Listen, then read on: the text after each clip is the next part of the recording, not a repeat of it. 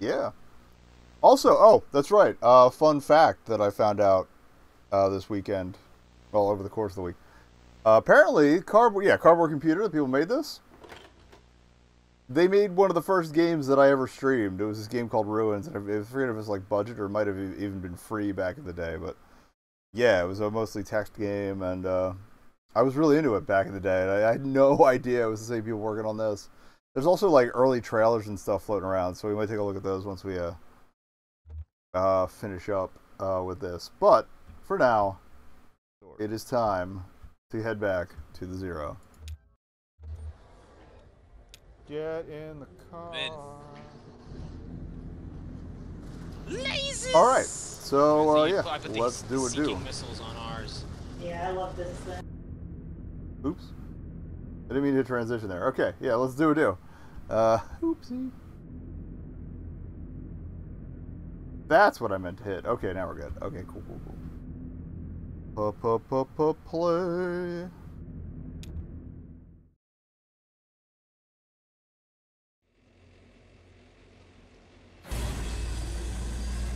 Oh, that's right. There's the mastodon on the back of the boat.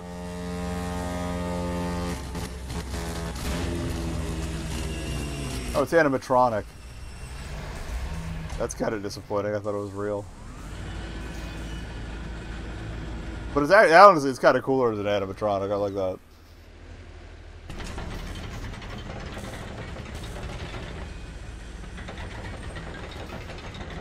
.4 contact backlash. General wear on the gestural gear mounting apparatus 5A1 may result in undesirable play between the teeth and the context and history state machine gears, causing stuttering, slippage, resetting, skipping. Well, I guess it could be slippage. Oh, I get to pick. Well, this is not at all helpful. Table of contents. 0. Introduction. 1. Installation. 2. Orientations. 4. Order of operations. 3. You sneaky bastard.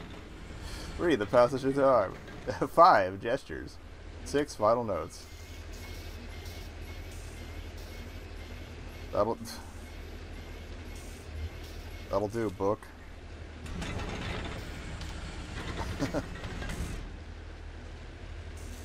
I'll save her. Our friend here is in a bad way. Any insight?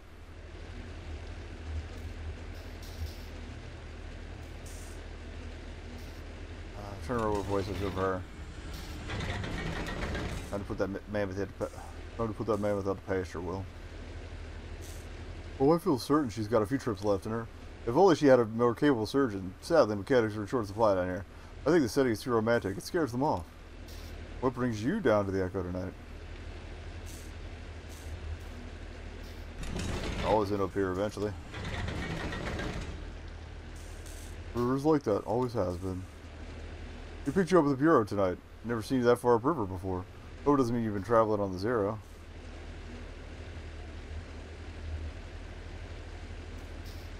Bureau has great acoustics. Got that right? Wow, I could sit in there for hours. Just listen to my breath reverberate through that weird architecture. Still, it's always good to be back on the river. I've been traveling this river for more than half my life, more or less alone. I think I've seen it change quite a bit in all those years, but I can't say for sure. This water has a peculiar way of making a person forgetful. Some nights I remember a place, but it's full of strange new people. Some nights I meet an old friend on an unfamiliar shore. I wonder which kind of night this is.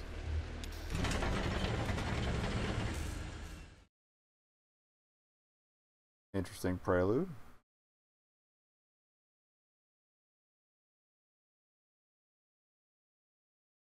The Mucky Mammoth.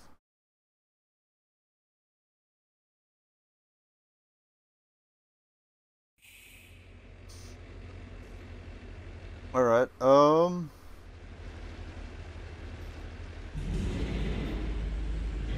don't know who Kate is, so... Well, she was from earlier?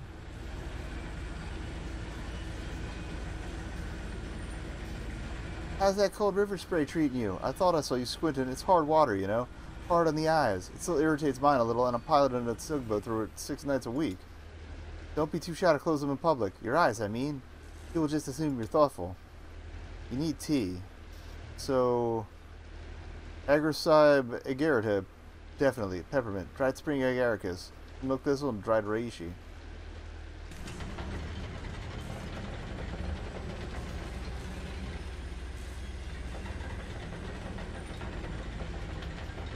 How far are we from Dogwood Drive? The echo is dicey tonight. Bad luck for you. Check ways and diversions. Dogwood Drive is by the Silo mail stop. But we may need to spend some time in the indirect route before we hit your stop, okay? And there's okay, that's going to be the plot of the thing. And there's other business. Mail to drop off, garbage to pick up, and a few favors to execute, all dotted on the riverbanks from here to there. Hope you enjoy the trip on our little mammoth. Take advantage of all the amenities. Fresh air, cozy bunks, hot tea, the video room. There's some pretty interesting tapes down there, actually. Unusual, I mean. Weird. Watch out that VCR doesn't take your hand off, though. It's untrustworthy. What's wrong with the VCR? I can take a look. Oh, please do. I don't know anything about electronics. Maybe try a few different tapes. You'll get a picture. Hey, do me a favor. Go ask Will how the repairs are going and if he needs anything. Coming on the next stop here. Just refueling and picking up a few things. I can grab a bolt or some wire or something, whatever he needs. Well, eyes on the road, haha.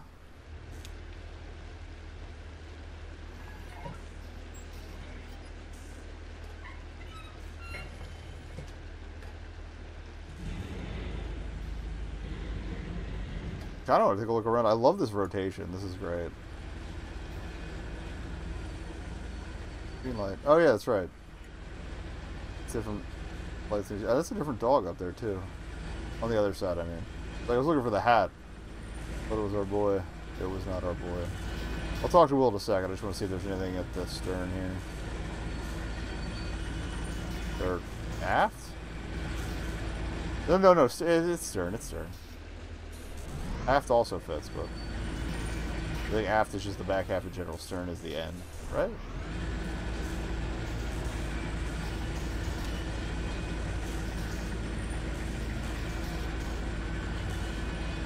Were we all mold and whiskey fed? And... oh, that's the same song that I think it was the same song Donald, the computer guy, was singing. Oh. What gears? What gears? Probably. Who knows? But their voices are too similar. Shoot. First thing I tried anyway. Down here by this little blue box, I took all the little gears out and tried each one by hand. A little them back in again. I took care of the grinding sound, but her trunk keeps doing that sparking, clanking, weeping thing. To be honest with you, I'm not really qualified for this work. Hey, as a friend, you know how it is. Don't you?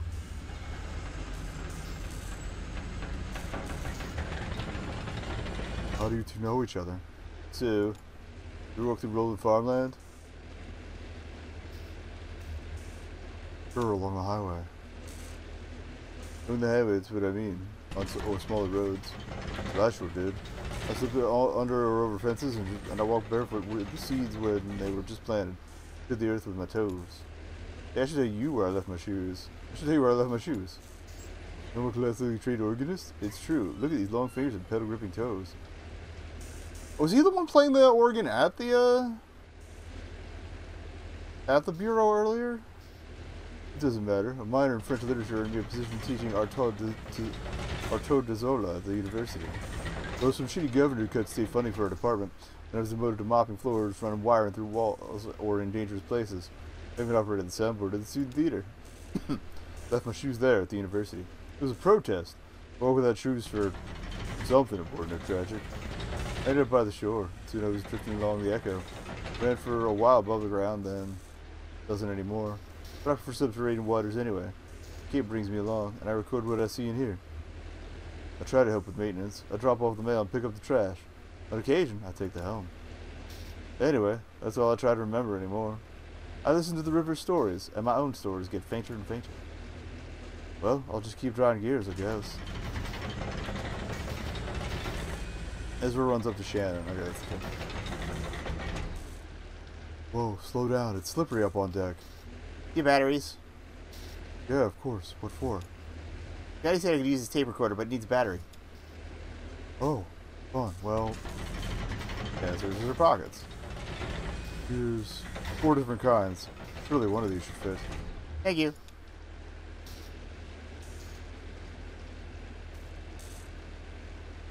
Guess Ezra's gonna bother him now. I think you can see stuff hanging inside the cabin too.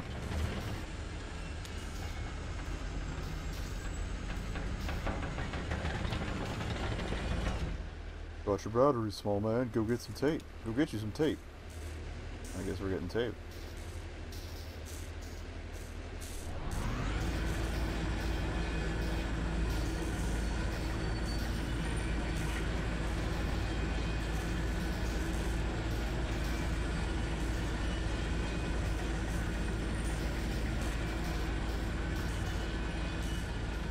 Oh, we can go in there. I'll just see if there's any more interactions before we do. Can you bother Shannon? No.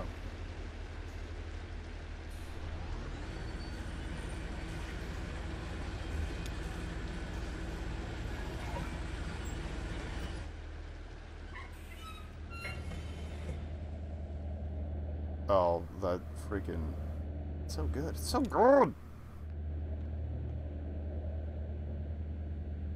Really? You were trying. You don't remember this? It's okay, we've all seen a lot of concerts. There were no opened. His tape machine was broken or something. It got really cosmic. Right, the flower shop. I remember that show. I just... Sorry, Clara.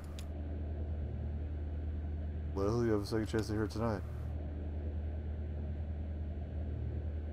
That was fast. That was fast. Got the batteries? Let's see, perfect, this is what it'll do. So you hit this button here to record. Hold it right here so you don't cover the microphone with your head. But you find a lot of good sounds just around the tugboat. There's plenty of tape there, so don't be stingy with it. Just record anything that catches your ear. It changes the way you listen. For the better, I mean. Are you playing a concert tonight? I can record that. Yeah, Clara here came all the way from Lithuania just to do this Echo River gig. It's a tour tomorrow. I'll be in Nashville. Tomorrow I'll be in Nashville, and then Atlanta, and then over to the coast. Brutal. Well, we're lucky she's making a stop. Johnny and I saw her play once, and I remember loving it, and Johnny was moved. Speaking of Cyrano, it's his night at the rum colony. Kate said she usually stops off there. Well, that's ideal. I'm supposed to meet a lady there to look at some old engine parts about 3 hours ago. Barry's goes fast in the rum colony, ma'am. Bet she's still there. Hope we don't stop there too long. My concert is soon. I don't want to keep them waiting. No, it's river time. No one expects you to be punctual. Hey, why don't you give the tape recorder a try? See if that cat over there has anything wants to say. I often use found sounds in my music. If you find some interesting sounds tonight, you can help me out. Awesome.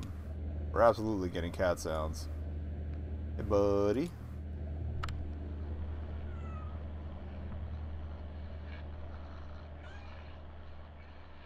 That is a nice close-up of the weird leg. Oh, his arm's going now, too. That's new.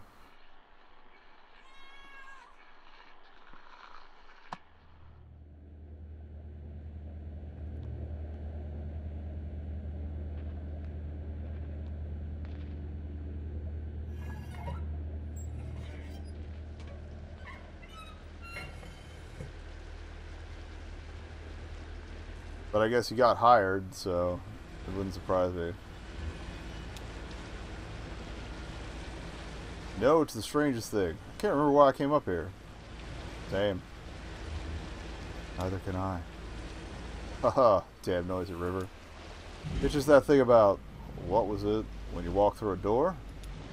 When you go into the kitchen for something, and as soon as you pass from one room into another, you forget what you wanted. Story of my life. You have to walk back out, just remember, like you left part of your brain behind. Hey, I wonder if I could follow that brain crumb trail all the way back to the room I was born in.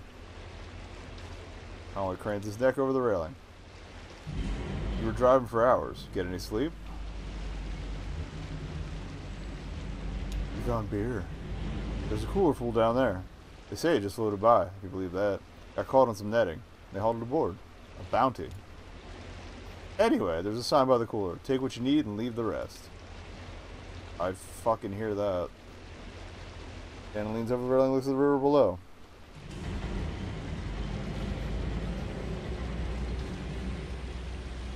It does look cold, doesn't it? Yeah, better keep that kid away from the edge. Chris could easily fall in. He's been exploring. He seems to keep himself entertained. Hmm. Good for him. It's important to know how to be alone. What's up, huh? You look like there's something you want to ask. Fine, you can ask it. One question.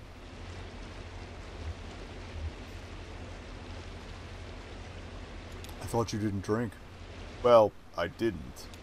I mean, I did, and then I didn't, and then I did again. That's how it always goes. I drift out, finally wind up back at the sets with my head between my legs, saying, never again. 15 months this last time. I think I hung on because I knew there wouldn't be much longer. There wouldn't for much longer be anywhere to go back to. She went to live with her sister now, and we probably won't remember me for long anyway. One time, she picked me up out of a ditch by the road, blackout drunk at dawn. Came around later that night. She taken care of me. I told her I didn't deserve it, and she said I didn't have to deserve it.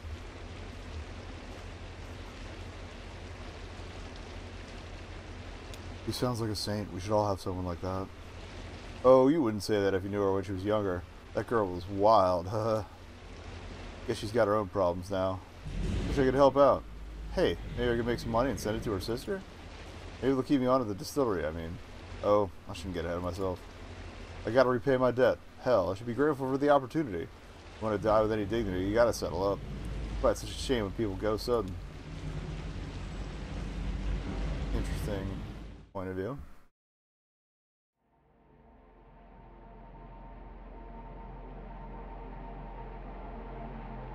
I don't have a cursor, so it's just floating on its own here. I love the way they stylized the boat there, though. It's great.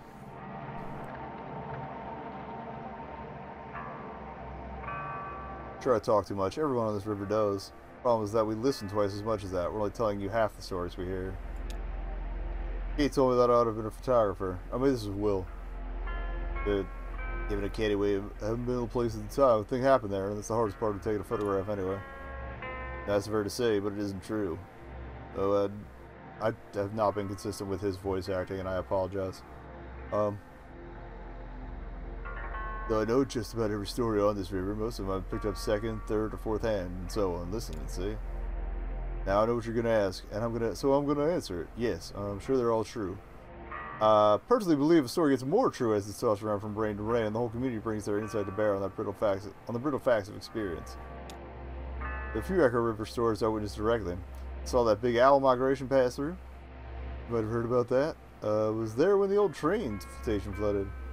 So the ghost of Stephen Bishop brew up a batch of white lightning on a raft. Or, anyway, I talked to a few sailors who'd recently crossed paths with him, and I suspect sampled his wares. One night when I was working on the Monkey Mammoth, we picked up a gaggle of passengers headed down to the mail drop by the silo of Late Reflections. We were a couple of them in passing, a pair of traveling musicians whom I often encountered on the river. The others were strangers to me at the time. Young woman, small boy. Oh, they were reflecting on what's happening right now. I like these tense shifts because they're clean. Like, they're not just like in the middle of the same scene usually. Others strangers to me at the time. A young woman, a small boy, and an old man whose name I didn't catch. Oh, and a smelly old dog. We docked at gas stations so the Mammoth could refuel.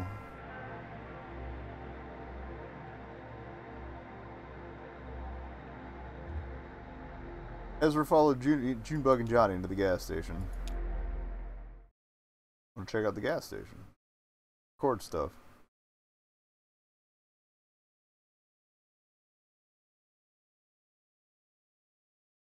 A gas station.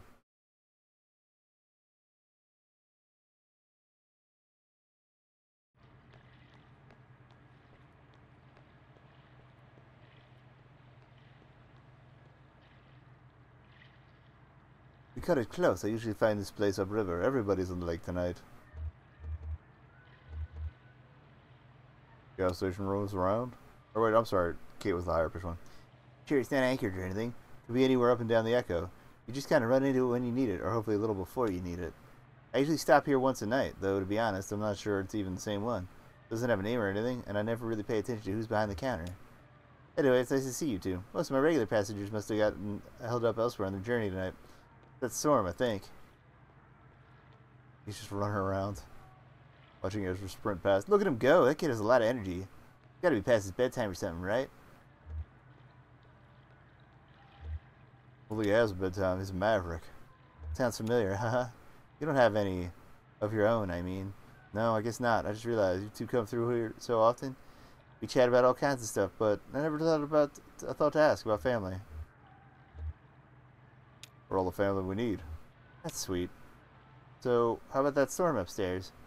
You get caught in it? I heard it kind of roamed around, uncertain. It's a great way to describe a storm. Did we hear about it all tomorrow? Flooding, property damage, probably killed a few tomatoes. Yeah, it's got the river churning. Everybody headed to the lake here, where the water's calmer. I myself don't mind navigating the choppy river, not at all. We got a good feel for it. Plus, it's better for fungal growth. High water consumes the cave moths, and their wet wings clump together in these little balls of nutrient-dense mushroom food, jammed by current here and there between the rocks. You've never seen a mushroom grow like on a soggy cave moth carcass. Amazing. If I could just get a day off, Val and I would be out there all day tomorrow to harvest. I mean it. They'll be ready by tomorrow. A mushroom will grow just as fast as you can pump water into it. That's true. That's why you get those surprise mushrooms on your lawn or like the fairy circles and stuff. Hey, you two headed out this way tomorrow? Maybe I can send Val ashore with you for a few hours. He's got a remarkable nose for mushrooms. You wouldn't even know what to look for. Put it back. Oh, Val's the other dog. Okay. Put it back around the deck and she'll just bring them back to you. Yeah. No room on the bike for a dog, Cricket. I don't know why I went for it. No room on the bike for a dog, Cricket. You curl up in the sidecar. I'll sit on my legs. So, I should get back aboard. No rush. Just want to brew some tea before we get underway. Headed into the station?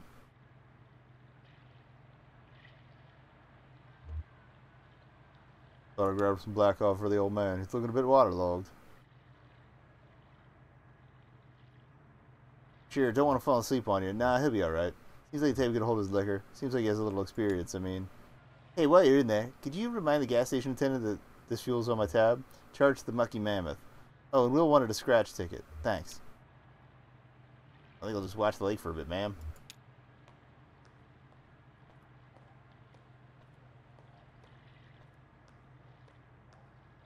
Wait, it's the two guys who had the plane earlier. I guess they got it where they were going. We never did get an explanation for that, but... I'm just seeing if there's any other interactions.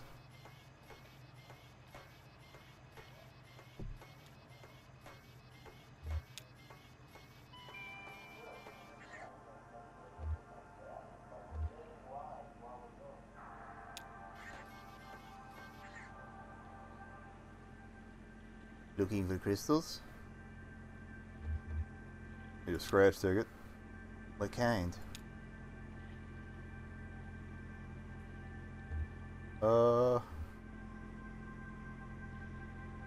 Grassy field. He talked about walking through. Money minefield. Okay. Anything else?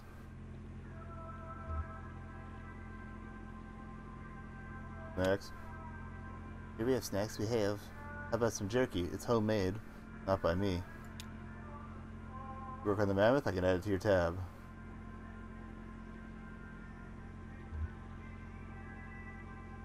You know the tugboat? The captain, Kate. She said I'd have to remind you. They're here every night. It's okay. I have one of those faces. Forgettable.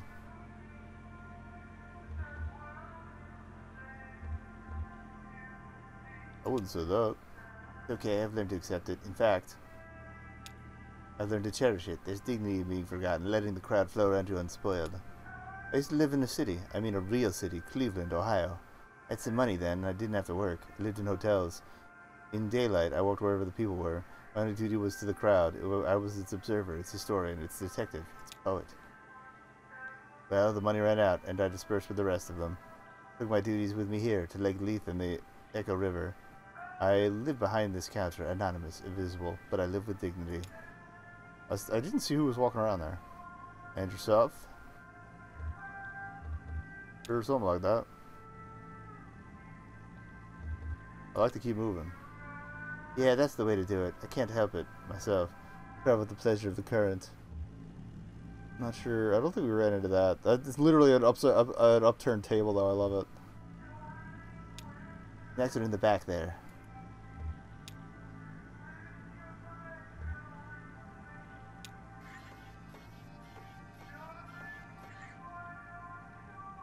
Junebug surveys are a row of chocolates, licorices, cheese crackers. Dehydrated, bleached, reconstituted, and colorized.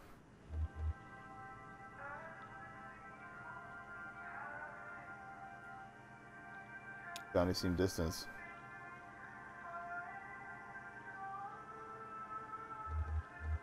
He was excited about Kate's dog, too. A bag on the bottom shelf is decorated with cartoonish pictures of vegetables. Through a plastic window in the packaging, she could see puffed corn shaped and colored like carrots, tomatoes, and broccoli florets, and a few puffy white discs that might represent potatoes.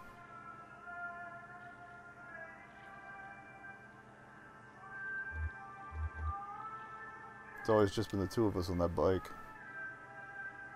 Surely there's a preservative, surely, somewhere in there is surely a preservative in case the rest of the process isn't done enough to stop the flow of time.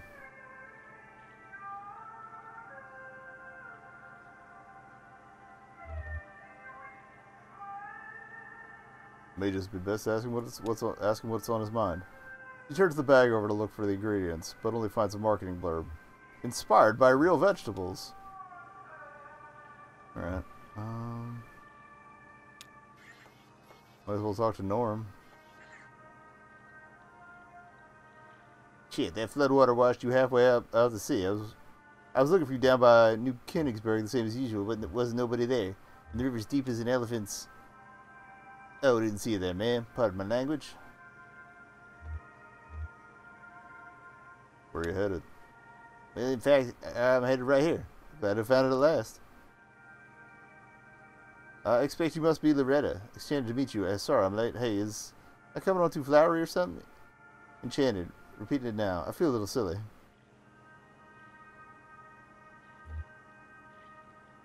I'm not Loretta, but I'm sure you'll do fine with Enchanted. Well, thanks for saying so. But now I'm double embarrassed.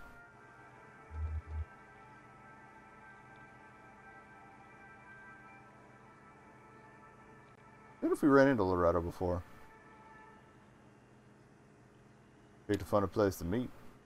You're probably right about that. I guess I thought it'd be like neutral territory, and we both live on the river. It's not like very romantic though, is it? I met Loretta on the computer. We met each other there, I mean. Or I guess we spoke through the computer and agreed to meet? I don't know the terminology. I haven't dated in quite a while. Back when I met Greta, that's my wife, excuse my ex, or maybe I am her ex?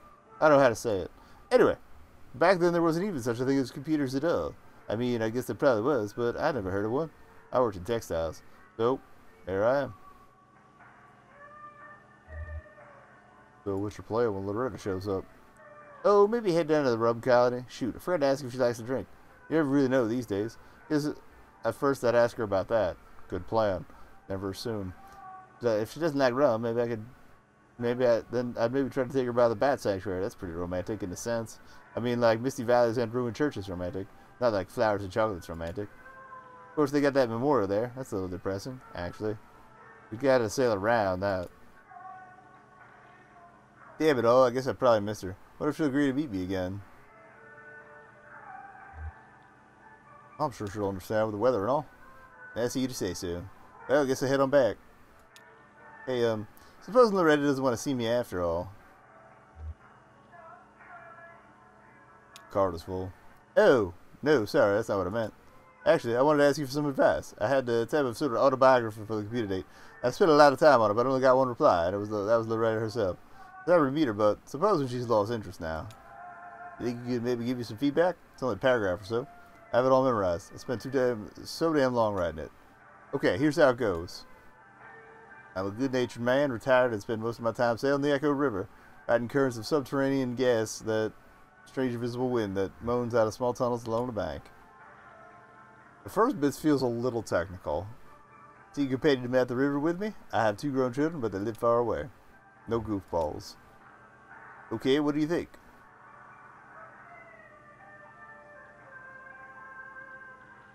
Was that about goofballs? I mean, like, serious inquiries only. Might miss out on some really great goofballs. Aha, you may be right about that.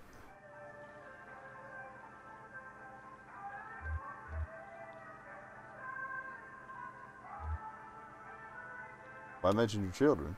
Oh, I figured it'd come up somehow. I don't know how people feel about dating with kids. Like I said, it's been a while. Are you proud? Yeah, sure I am.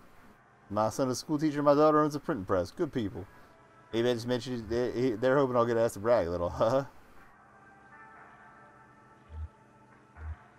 You'll be fine. Alright, thanks for your help, man. Really renewed my confidence. I'm ready to get back on that computer. You have a good night now. What's left of it, anyway. Like, I like the wind thing in general. It's just the phrasing was a little odd, so I'll let him ride with it.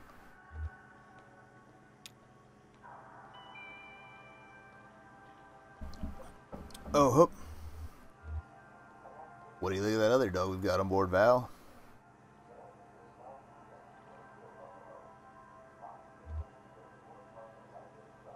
Hope it's a sleepy old hound dog. I know he isn't doing any mushroom hunting, that's for sure.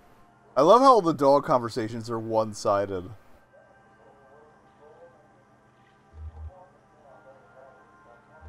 Weird cave fungus growing on soggy moth wings. Sounds kind of romantic, but also kind of gross, right? So, would you like to ride with us for a day? I guess you'd miss Kate even just for a day. No, I guess it's settled anyway. Nice to think about, though.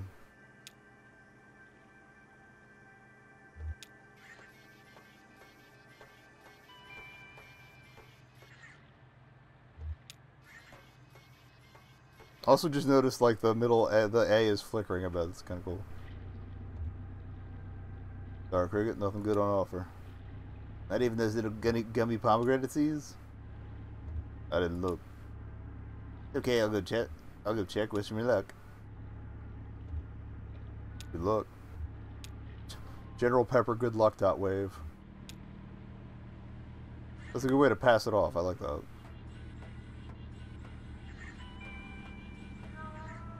Finally, a boat with proper lights on it. Alright,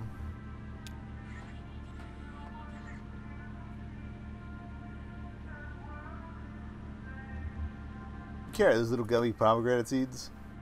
I had 3 boxes at the beginning of this week, and they're all gone. Can't keep them on the shelves. Yeah, their whole inventory is pretty low right now.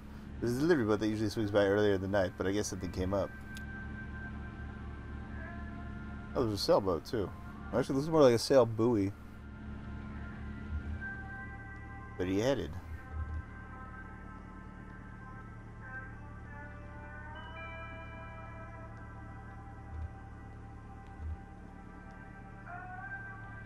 Oh, wasn't your friend's making a delivery or along for the ride, anyway? Well, even if you're not doing the heavy lifting or navigating or whatever, passengers contribute to our journey too. I never travel, but I do love travelers. What I like about this job, the travelers come to me. Meet some interesting people? I wouldn't say I meet them, but I do sell them gas. Well, let me know if I can help you find anything. Meet Al. Glory, it is to be good among friends. Beat yourself. Wow, I should take a page out of your book, man. I'd give you any advice I could, little guy, but I think the most important thing I could say is, Glory, it is good to be among friends. Okay, I'll see what I can do with that. The ritual of remembrance for me, tonight particular so. It's my birthday, I'm 5 years old. You know why I say that? Well, I'm going to tell you. 5 years and some days ago, I set out on the Echo River alone, or so I thought at the time. I was looking for an ice floe. They are occasionally rumored to travel our humble artery on their way from who knows where to who knows where. Who knows why? It's a mystery. I like this guy. Al's cool. An hour into the journey, my lantern gave out. Now, I always carry 3 or 4 spares. Never catch me in the dark again. Lesson learned, buddy. But that night, when the lantern went out, I was stuck in the dark. Kept my arm extended, running my fingers along the cave wall, trying to keep my bearing as best I could, and make sure at least make sure I wasn't going in circles. Just prayed I'd find another traveler who knew his way back to the lake, or above ground, or even just a crack in the rock to get a glimpse of moonlight. Had a large bag of apples with me. After a long while, maybe a day, I was getting weak, so I took my hand down from the rock to tear the bag open. Well, when I reached back out, I couldn't find that cave wall anymore, or any others. Or any other. I was totally unmoored, buddy. Totally adrift. And it was so dark. Started counting time and apples eaten. I drifted in despair for 4 apples. Then I schemed and planned a dream for 2 apples. Finally, I came to accept my fate. Lost at sea. And this phase, I think, would have continued indefinitely had I not come down to that very last damn apple. Picture me, feeling around in the empty bag, certain that somehow there was another one of those fist-sized chunks of life-giving fruit, already softened by time and unappetizing brown. Nope. That was it. Just as I was about to bite into my last meal, I felt a tickle on my upper lip. It hatched right then. Could have been a moment later, I would have eaten it. The last apple was infested by a damn fruit fly maggot. Well, that would have been the end of it. I should have eaten that apple and that fly while I was at it and put an end to our little food chain suicide pact. But I waited, out of mercy. After all, this fly was basically a newborn child, right? Gross insect child, but it's still a child, right? Born to darkness and famine, hungry and alone. I mean, can you imagine that? No other flies out there on the boat, and never would be. No other flies to welcome him into the world. I mean, no fly culture, no fly society, no fly history. True orphan. Started to get depressed just thinking about it all. Worked out a thick tear, I'm not ashamed to say. Well, that fly landed on my cheek, right under my left eye, right on that salty teardrop, and then, blind in glory, his ass lit up like a candle. That wasn't a fly, buddy. That was a damn lightning bug. So that's how come I'm here today with you folks. So because I found my way out of that strange river cave by the dim lit rear of some orphan insect hatch out of my last rotten apple. Glory! It is good to be among friends. Be among friends. Al rules. Al rules. Al, everybody.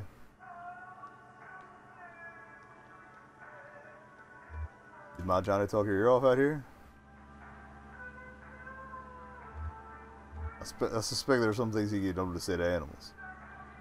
Because that's just how... Well, I'd like to think he could say anything to me.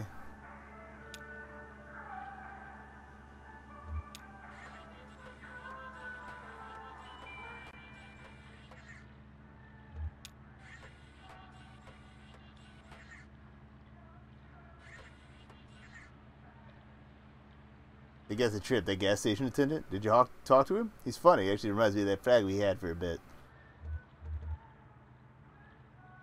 Thought it was a toad. Oh, is there a difference?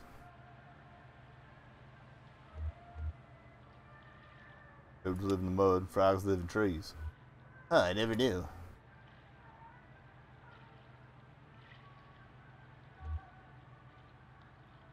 Be more like a cat to me, the attendant, I mean. Oh yeah, I can see that. Ew, aloof, but strangely chatty. Maybe we should pick up another one? A frog, or a cat, or an iguana?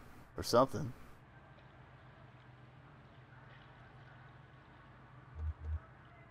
Maybe a third person to travel with? That would be a whole new adventure, wouldn't it? You and me were good together, safe, free. You know what I mean? We can try stuff out, change our clothes, swap parts around, just play. I'm not lonely, just curious. With another person to play with, what else could we be?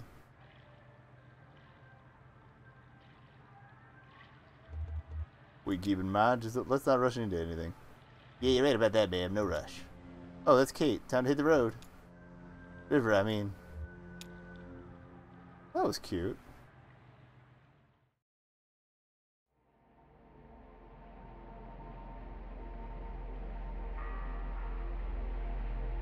See that small brick building? It used to be an upholstery shop. Now it's inhabited by a very skilled taxidermist. His art is greatly in demand. When it was an upholstery shop, it didn't see nearly as much business. The old shop's name has been lost to time and weather. I assume this as well. It could be Kate, but this was decades ago, and the only trace of it now is a great frame and old sign behind the new lettering, which now reads Trapper, Stalker, and Sportsman. And then below, smaller, no specimen is too exotic, no arrangement too fanciful. Subterranean Chuck Testa. The upholstery equipment's still there too, and still sees active use. Lisa's the resident artist, although she's not the owner of the shop.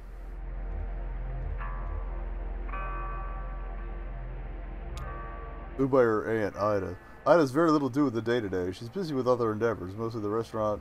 She and her restaurant run on Lake Leith. Guess that's strong.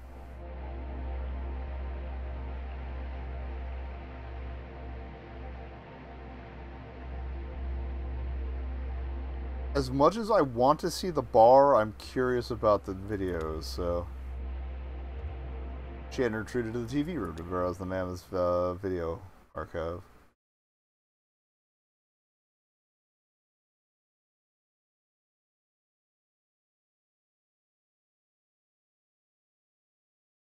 I like that some of the choices mean you can't get the full story. Well, I mean, I guess you get the full story, but it's the full story you choose.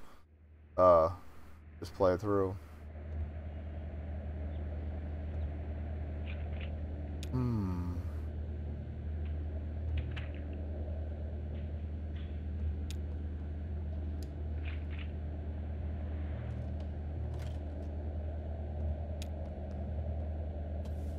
Music's kind of creepy. Oh, the cat's down here. What's up, buddy? Oh, is Val here too? Or is that something hanging out? Is that a horse? The shelves are full of, or like a pony. That'd be too big for a horse. I like the weird, like, bugs. Oh, or are those more of the hermit crabs with the weird the weird found object shells? I think that's supposed to be what's going on down there. The shelves are full of dusty tapes. Some have been relabeled several times. Stickers are piling up thick on their spines. Scope Goth. Funeral thing.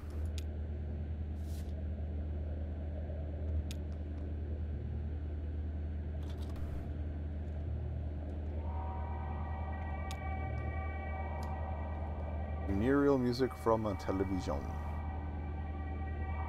An elderly couple sit on folding chairs in the middle of a TV studio, undecorated except for a funereal lily and a thin blue vase on the table. The lights are a bit too dim to make out their features.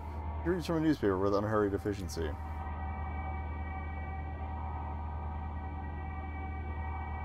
Elderly couple, okay. Gloria B. of Munfordsville passed away on Monday at her residence. Survivors include her children, Dakota, Montana, Minnesota, and Bobby, all of Munfordville. A memorial service will be held at 7 p.m. Thursday at Hatton Hoffman Funeral Home in Munfordville, with cremation to follow.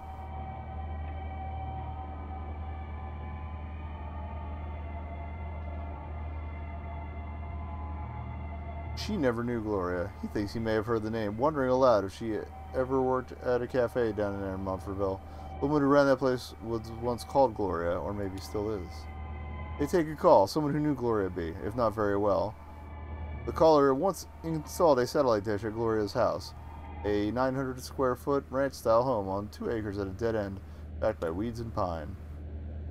When the caller mounted the ladder up to Gloria's roof, she slid open her window and tugged urgently at his pant leg. He followed her gaze behind the house to 2 wild turkeys picking through the weeds. Gloria and the caller watched, silent and still, as the huge birds forged obliviously into the trees. Then he installed the satellite dish. If you've never seen wild turkeys, they're big.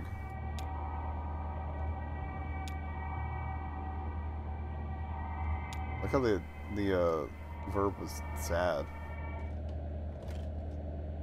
But yeah, like I camped out once, like North Mid PA, and yeah, one morning just like a small flock of wild turkeys cruising on through. Yeah, and it comes through the video archive.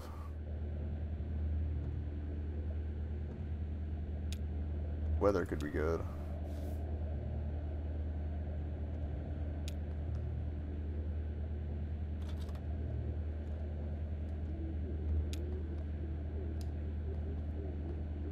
I appreciate that she turns off the lights every time, too. The on-screen title identifies this program as The History of Weather, Volume 3, Drought.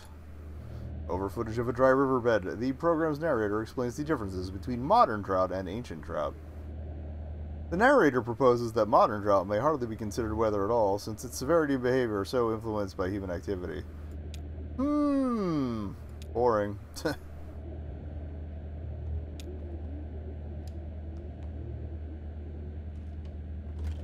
This is like a choose your own best of the worst.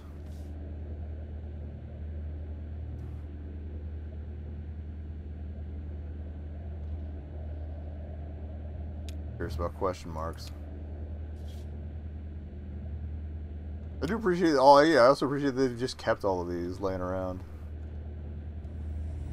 Are we listing, or is the angle still fairly constant? That awful hum. It seems to start before Shannon even hits play. Then there's the familiar room. There are the blank gray walls marked with tape, and school desks. And this time she notices a few more details. Oh, it's the same. It's the room where she saw her cousin. Okay. The murky carpet like standing water. Some video equipment stashed in the corner. A row of lockers. And there's Weaver, looking serenely at the camera. As before, she starts speaking and, as before, there's no sound but that hum. Shannon finds Weaver's words coming back to her, as they appear in captions on the screen. Mail, school, and these magnificent, tragic horses. Go underground, as deep as you can go. The air is cool and the earth is damp. When you close your eyes, you are surrounded by the dead. Remember where that is? You'll find your way from there. I think this place is what you're looking for. Some of it will wash away soon, but I think you'll be happy here, even without the mail, school. The text repeats for a few minutes, and Shannon stops the tape. I didn't think we'd ever get to find out what the deal with that was.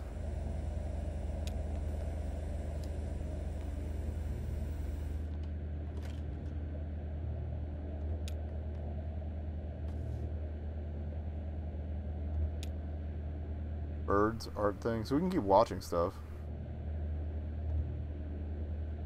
Cool. Let's watch all the rest of the tapes.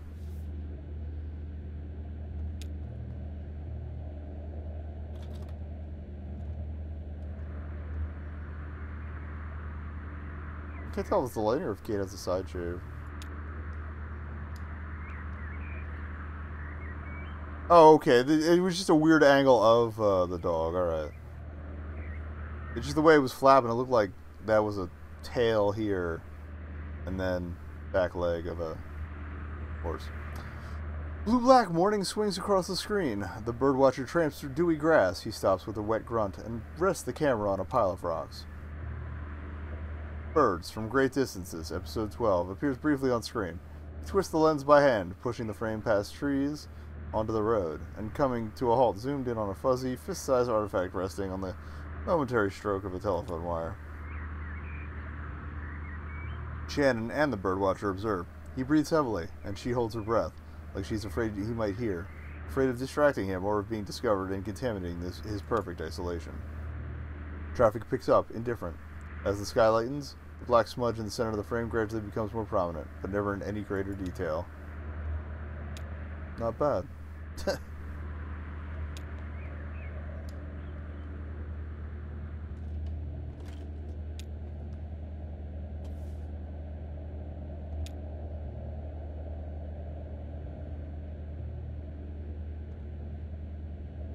Thing, please.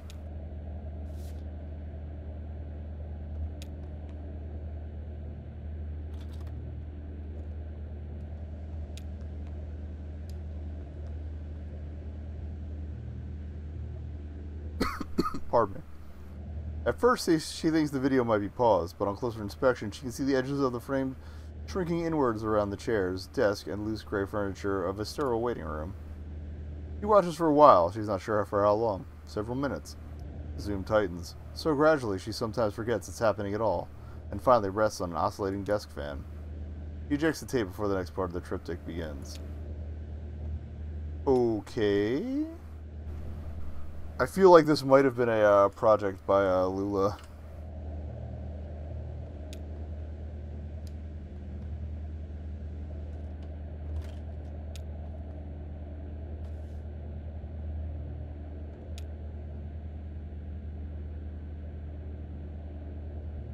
Get a little science. We gotta run out of tapes eventually, right?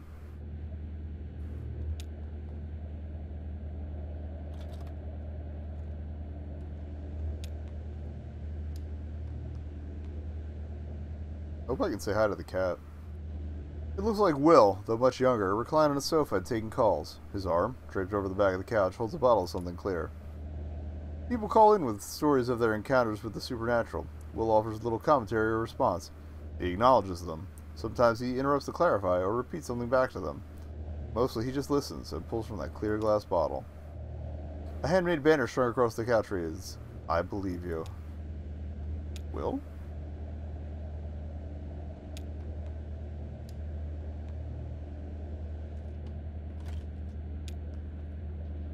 Not just the like the one-word statements of the mindset. More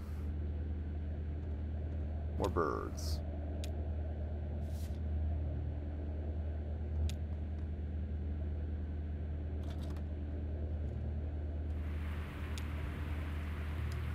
Sound of heavy rain. What birds are you going to see in the rain? It's raining heavily as the title Birds from Great Distances, episode 27, flashes on screen. He knows by the sound, the volley of rainwater on mud, tree branches, the rusted bed of an old pickup, and on the birdwatcher's own skin and hair. He swears under his breath. She can hear the rain there too, in his wet breath and the wet exclamation of his palm, slopping the water from his forehead and shoulders. Cameras pointed at a cedar shed with one hinged door angling erratically in the storm. From this distance, it's hard to tell if it's been damaged or simply left open. When the door swings wide, she can see that the shed is full of small boards, scraps maybe, or rough-cut pieces meant for very small projects, and then stacked carelessly on shelves, in piles, quickly sorted and then forgotten. And there's the bird, a blue ball taking shelter on the shed floor, nested in scrap wood. Huh.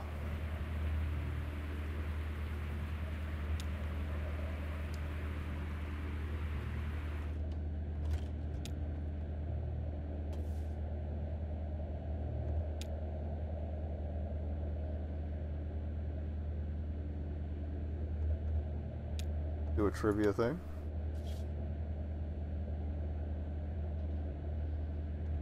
I'm just genuinely curious how many tapes they're gonna let us watch.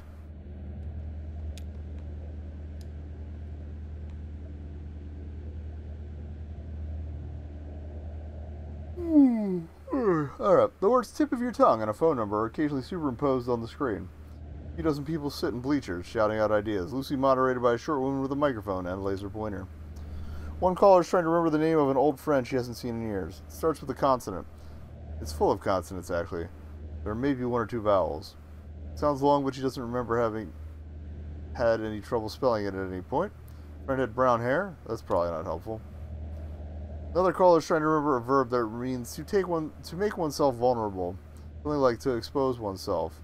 But not quite that. To become emotionally, spiritually vulnerable. Like with a lover or a poem. A third caller just knows there was something he was supposed to do tonight. He offers some biographical background, narrative of his day. He's unemployed, has no real hobbies, and has already eaten. A few ideas from the bleachers. Lordy.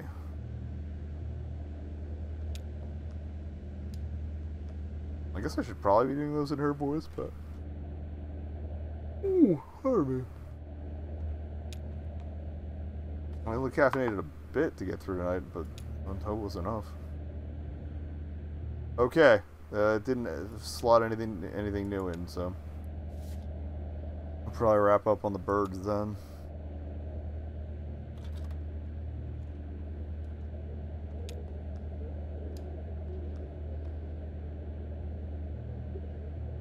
Woman sits at a card table with a lamp, notepad, and beige multi-line telephone. A scrolling marquee reads, "Swap, shop, buy, sell, trade, or want to buy, call the broker." Then a phone number, repeating without pause. For those unaware, when telephones were still analog, you could have one that had... If you ever seen like one of the phones with like a bunch of different buttons, that's a multi-line telephone. So like they can just... That's what getting put on hold is all about. Or at least used to be. Like they would press the button for whoever's turn it was. To put it very roughly. Eddie has fresh eggs to trade for a basil plant. A dozen eggs for one plant, which is a steal. Eddie's eggs are good eggs. I miss my egg guy. Sadie has a bag of fine shells. No reasonable offer will be refused. Christopher is looking for a scrub plane in decent shape. Doesn't have to be too nice, just something to get a tabletop near a flat with some oak. From some oak that's been air drying in a barn for 20, maybe 30 years. And while it's true he could get the job done without it, since he's got a nice heavy jack plane his grandfather used to use, he'd just as soon not fuss with grinding a camper onto it. And anyway, he's a little extra capital from a swap earlier in the week. He wouldn't mind putting it down on a decent scrub plane before the cash burns a hole through his pocket. Scrub plane as in, it's a tool with a blade and you run it along wood or to smooth it. It's a carpentry thing. Carl is looking to trade typing services for calligraphy services, or vice versa. The broker takes notes. Ooh, I switches lines, but never speaks. Drunk on the hum of commerce. Fun. Yeah, that's commerce I can get behind. Barter, baby.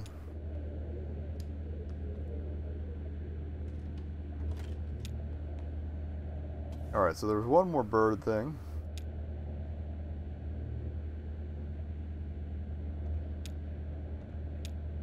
Birds again.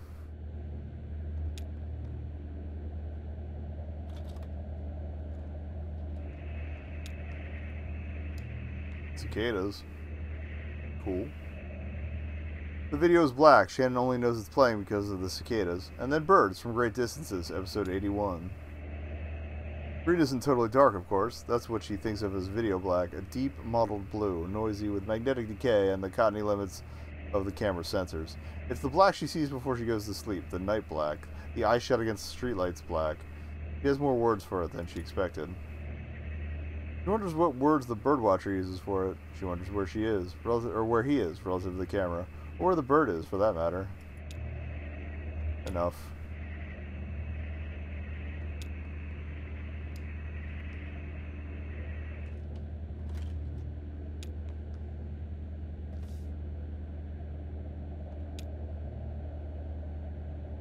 Steps away from tapes and wipes the dust from her hands.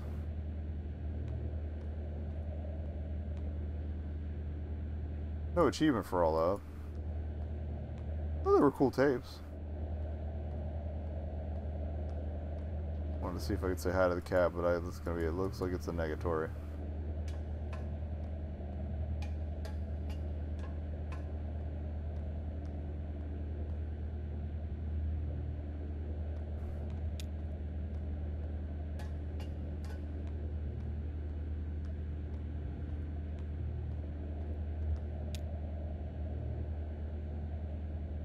No, it was only a few notes. Slow and sad, like funeral music, you know? I don't remember it being sad, just simple and unburdened. Maybe that's what funeral music sounds like to me, unburdened. Oh, hello. Oh, hello. Kate and I were just trying to remember the Mammoth song. But neither of us have heard it for years. We'll just found the mechanism. In the Mammoth's belly, hidden and gritty His voice was deeper earlier. I know, sorry. Hidden and gritty matted fur. Huh, it's like a big music box, slowly spinning cylinder, covered in metal pins that pluck her dulcet guts and pump the bellows in her bowels. Oh, the pins are rusted and worn away. Easy to replace if we could ever remember what the notes were. Did I hear you browsing the archive next door? Did you find anything good? Where did all those videos come from? People just left them on board. Passengers, I mean. They used to all be movies and all that kind of stuff. I like nature documentaries especially. Some people left home movies or little art videos they'd made. That damn VCR devours anything you leave in it. It just switches to record mode at random, I think. It picks up whatever's coming in over the antenna. Of course, the only station we get down here is that WEVP, community television, you know. They've got that show with the gentleman playing banjo in his birthday suit. I'm sure you've seen it. Oh, yes. If there's no tape in the machine when it tries to start recording, it makes this awful sound. They're putting a squeaky toy in a food processor. I can hear it above deck. Awful. That's why I put the sign up. Please do not rewind after watching. At least that way nothing gets taped over anymore.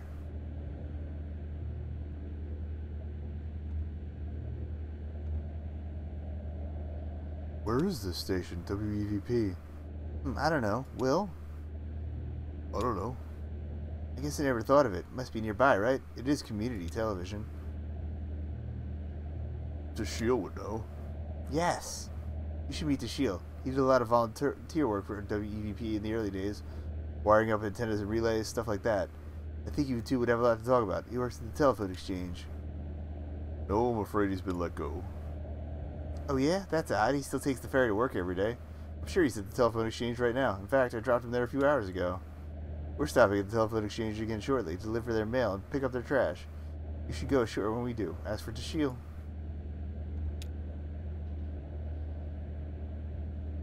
cursor went away. So we don't even get to ask about Will's thing. Cool.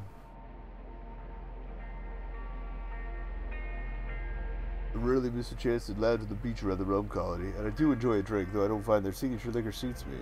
This time I elected to stay aboard and shoot the breeze with Kate over some mineral water. Still, I heard... Okay, so this is definitely Will. Still, I heard reports.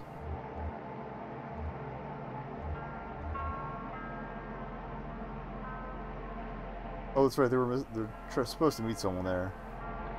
Bug missed an appointment, but didn't seem perturbed. I'm sure those two were more eager to listen to the house band. I can't remember exactly who was playing, but Patch always has someone in to tranquilize the crowd.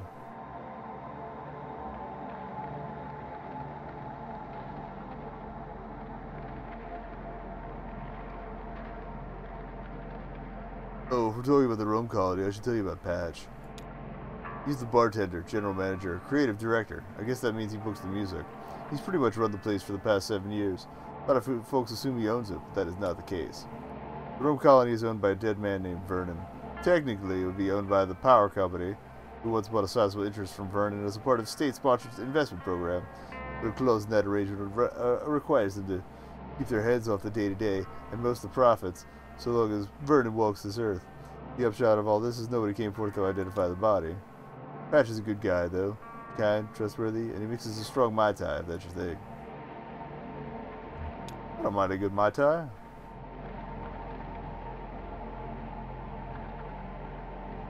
He's got a tiki bar. Saved him.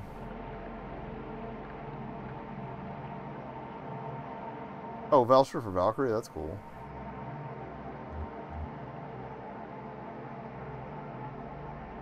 Valkyrie and Homer lounge below deck.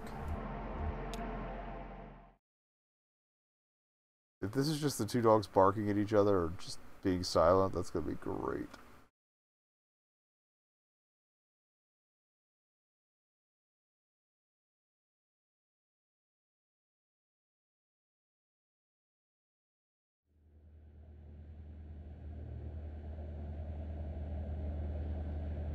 Also, Valkyrie is a great name for a dog.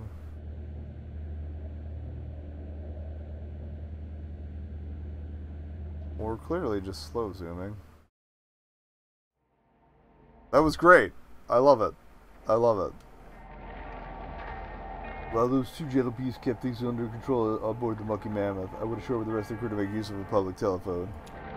I called into my answering machine, which I routinely neglect for intervals of months, to chip away at a pile. Kate checked in on a client of hers. She's a birth doula, in addition to being a tugboat captain.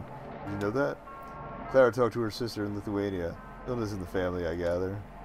Anyway, the evening hit a low point not much later on, so let's take a quiet moment here to listen to the river and reflect on the unbridled sleep, or unburdened sleep of dogs. Enjoy.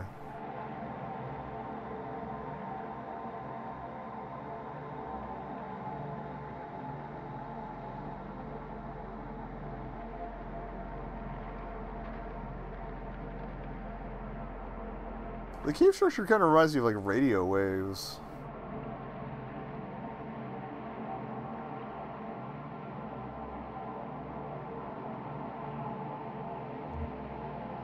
What Ezra up to? Ezra taught us a card game.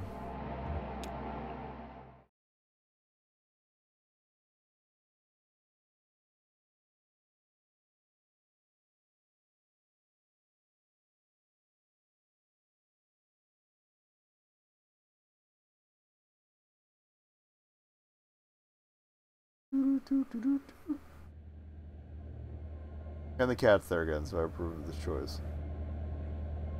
Clara draws a card. 3 deep breaths, 8 white doves, 5 slow hours. I'm drifting too far into Lulu with that. 7 blue petals, 3 deep breaths, 8 white doves, 5 slow hours. What are we listening to? Oh, just this tape a friend of mine sent me. They live in the desert.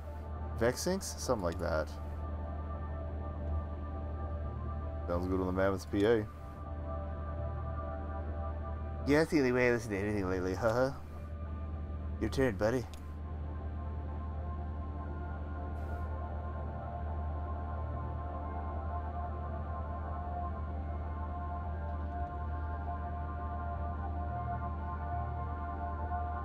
Nine gray feathers, 7 blue petals, 3 white doves, 8 deep breaths, 5 slow hours. Uh-oh.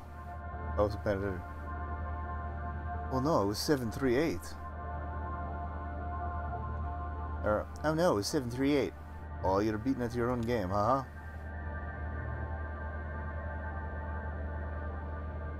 I'm just glad I didn't come to my turn again. Took a bullet there, my friend. It's a hard game, that's why I like it.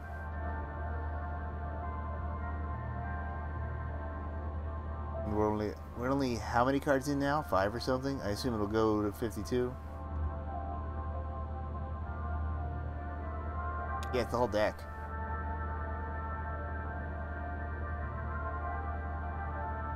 So in some cases there may be a stalemate, though.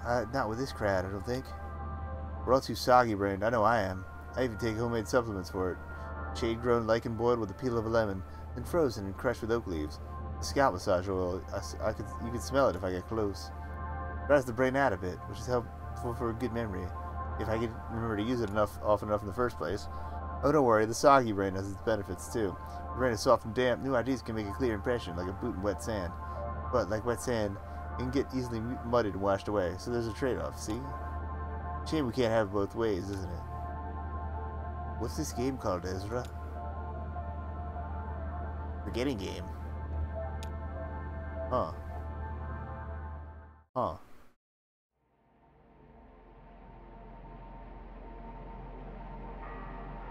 He likes to give her passengers the opportunity to make some floating around money. And that lab pays cash in small envelopes upon completion of their little gauntlet of non-invasive tests. It's a project at the university. I think they're studying... I don't remember. Oh, it would have been cool to see them do tests on his arm and leg or something. Maybe those also collects their trash, mostly shredded paper. Though Kate says once they left a half a vending machine on the dock. What happened to the other half? But nobody seemed too interested in the lab stop that night. They stayed aboard and played a card game. I read a book. Let me tell you about it.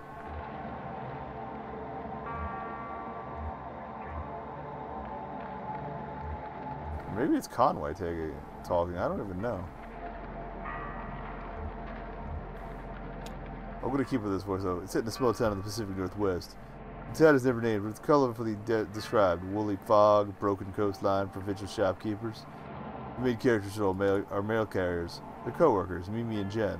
Mimi is older than Jen, but they seem to be at the same point in their lives. They like their work. They have a playful antagonistic relationship with their boss. I actually read a bit from the middle.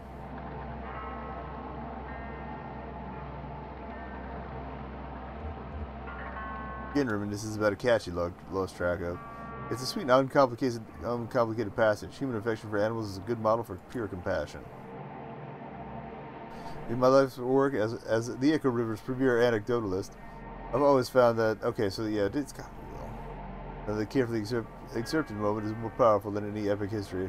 My excuse, anyway. I'm reading books from the inside out. So I stopped there. My eyelids were getting heavy. They were headed back to the lake, and a chance encounter with the Iron Pariah.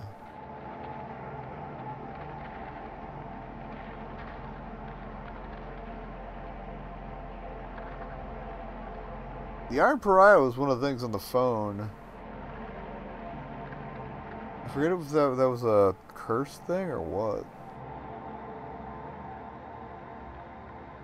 Like a ghost ship.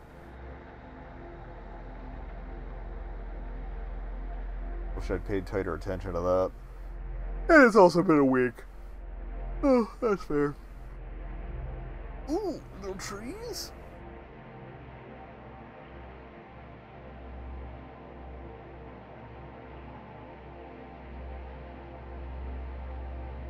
Oh, actually, I would see some mushrooms. Israel helped Kate forage for mushrooms.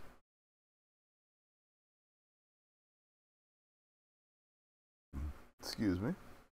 I didn't know if the mic picked that up, but... A little burpee. Truman in the grove, in a grove, not the grove. Just one. Could be any grove, really.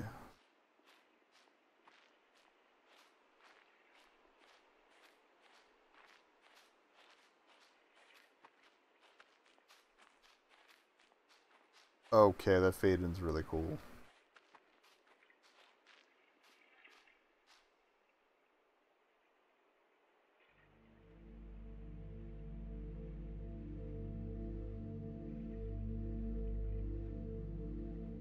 lit a second cigarette with the embers of the first one. She trembled, sweating a little under her heavy coat. It was warmer near the doors, but she was following directions. No smoking within 25 feet of hospital entrance. Kate gently rolls a falling. Okay, she stood by a hot dog cart parked at the edge of the sidewalk. I can't select. I don't think I can select it again. Okay. Kate gently rolls a fallen branch and plucks something white from the underside. She holds it up for Ezra to examine. Pleurisabella portugans. The common name is angel wings. Isn't that pleasant? They have a delicate springy texture and they're tasty like sweet moss. Would you like a bite?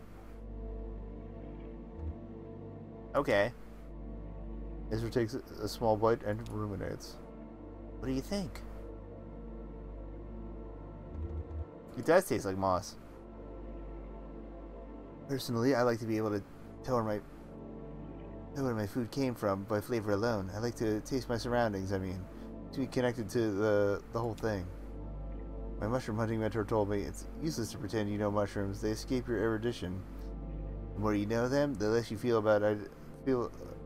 less sure you feel about identifying them. Taps the cover of the small red book she's carrying. That's why I always bring my favorite guidebook. I'm clicking over to see if anything. He points to the small mushroom growing in the dirt. Oh, here's an important one to recognize, though. Look, see the sort of greenish pallor of the cap?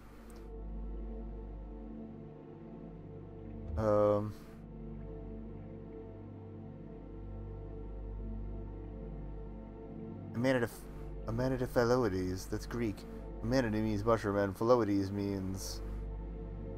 never mind. Smells like honey. Yeah, sort of nauseating though, right? Sickly sweet. Death cap, that's the common name. It's killed a lot of people, including this little mushroom. Including a few Roman emperors. It's revolutionary, haha. Even the Buddha died from eating a mushroom when he was very old. That's just what they do, clear away old things, make room for new things. That is kind of what fungus do. They do live on rotting matter. Pretty important, right? I've always thought they deserved a little more respect. Would you like to help me look for a few more? I have a sort of shopping list. Great, actually, just grab any mushrooms that catch your eye and throw them in this bag. Let me know when you're done. We'll see what you've got. Oh, that's cool. Have fun. That's the second rule of mushroom hunting. The first rule is ask Kate before eating anything, okay? Okay.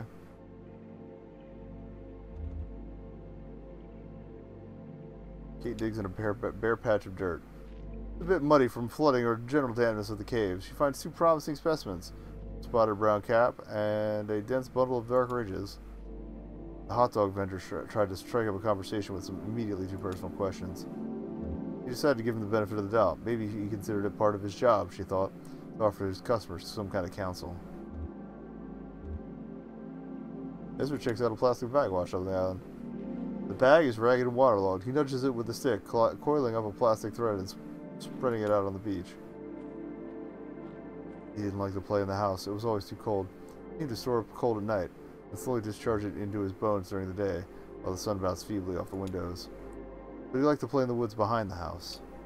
He'd taken a knife from the kitchen, selected for its long serrated edge, and for slicing bread. Its teeth had reminded him of a saw blade. He was determined to collect some firewood to heat the house. Uh-oh. Maybe it was to salve his guilty conscience for selling junk food outside a hospital. Kate inspects the dense bundle of dark ridges. Dark brown ridges and folds cover the surface of the mushroom. It has a pleasant, almost fruity smell. Kate plucks the mushroom from the dirt and puts it in her bag. There are no mushrooms in the bag. Different bag. Clearly.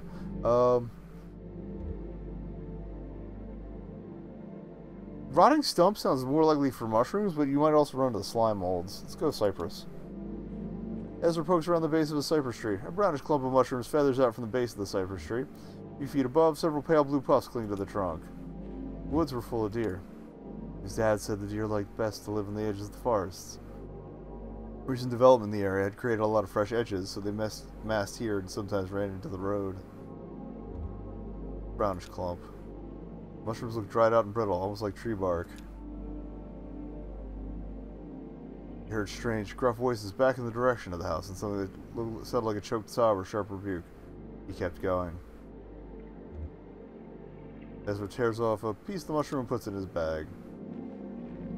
Ezra closes his eyes and listens to the water and distant clicking of bats. Tree roots. He spots a couple of intriguing growths along the roots of the tree, a speckled white ball and a cluster of softly glowing amber caps. Had she ever tried any alternative medicines? Acupuncture, homeopathy, Ayurveda, magical thinking? He said she'd never heard of any of these things. He fished up a straight hot dog out of the pickle jar. White ball. About the size of an egg, the mushroom has no visible stem. It seems to be attached to the tree root by a sticky black substance leaking from a ring of tiny pores. I'm going to leave the tree roots. I don't think that one's edible. Kate tries to wipe some mud off her boot. Oh, you got one? Let's see it. He tripped as a protruding root and lay out for a while in the mud, examining the pale upper branches of a sycamore tree, listening to the soft rumble of a faraway thunderstorm. Then louder, closer, and his hair stood on end, and there was the bird. Oh, so that's how he met Julian. Ezra hands Kate the brittle brownish mushroom he took from the base of the cypress tree. Aha, brown gold. Most people call these sheep's head, but in alternative medicine circles is better known by a Japanese name, maitake. I've never heard that called sheep's head, so we like maitake. The dancing mushroom, apt because you do a happy little dance when you find one. Fights cancer, supports the immune system, regulates blood sugar, and tastes like eggplant. This one's a bit old and tough, but nothing can be solved with a lot of butter. Good find, Ezra. I just found this one. Kate takes the dense bundle of dark ridges out of her bag. This one I can't really use, but I picked it just to show to you. Looks a lot like a popular eating mushroom around these parts, called a morel, but it's not a morel. It slices the mushroom in half, lengthwise. It's full of white fiber, the consistency of cotton. This is the easiest way to tell them apart. The real morel is empty. This one, the false morel, is actually kind of poisonous. I forget what its effects are, exactly. Here, let's check the Vermeulen book. Kate flips through the pages of her guidebook. Okay, here it is. Symptoms include wanting to fight, demanding answers, dryness of the eyes, nose and lips, restless sleep. Dreams of flood, rolling stones, accidents, people transforming into owls, vampires, rockets, and traveling to stars. Huh, that doesn't sound so bad, actually. Kate puts the mushroom back into her bag. So...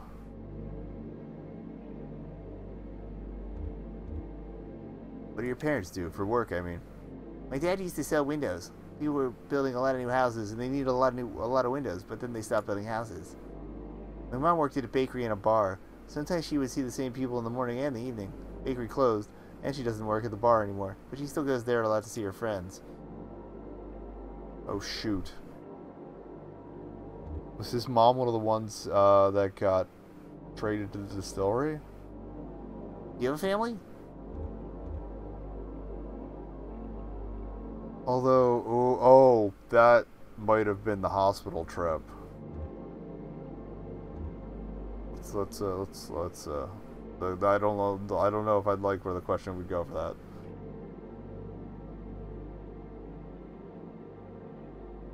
I left home when I was very young, not much older than you, actually.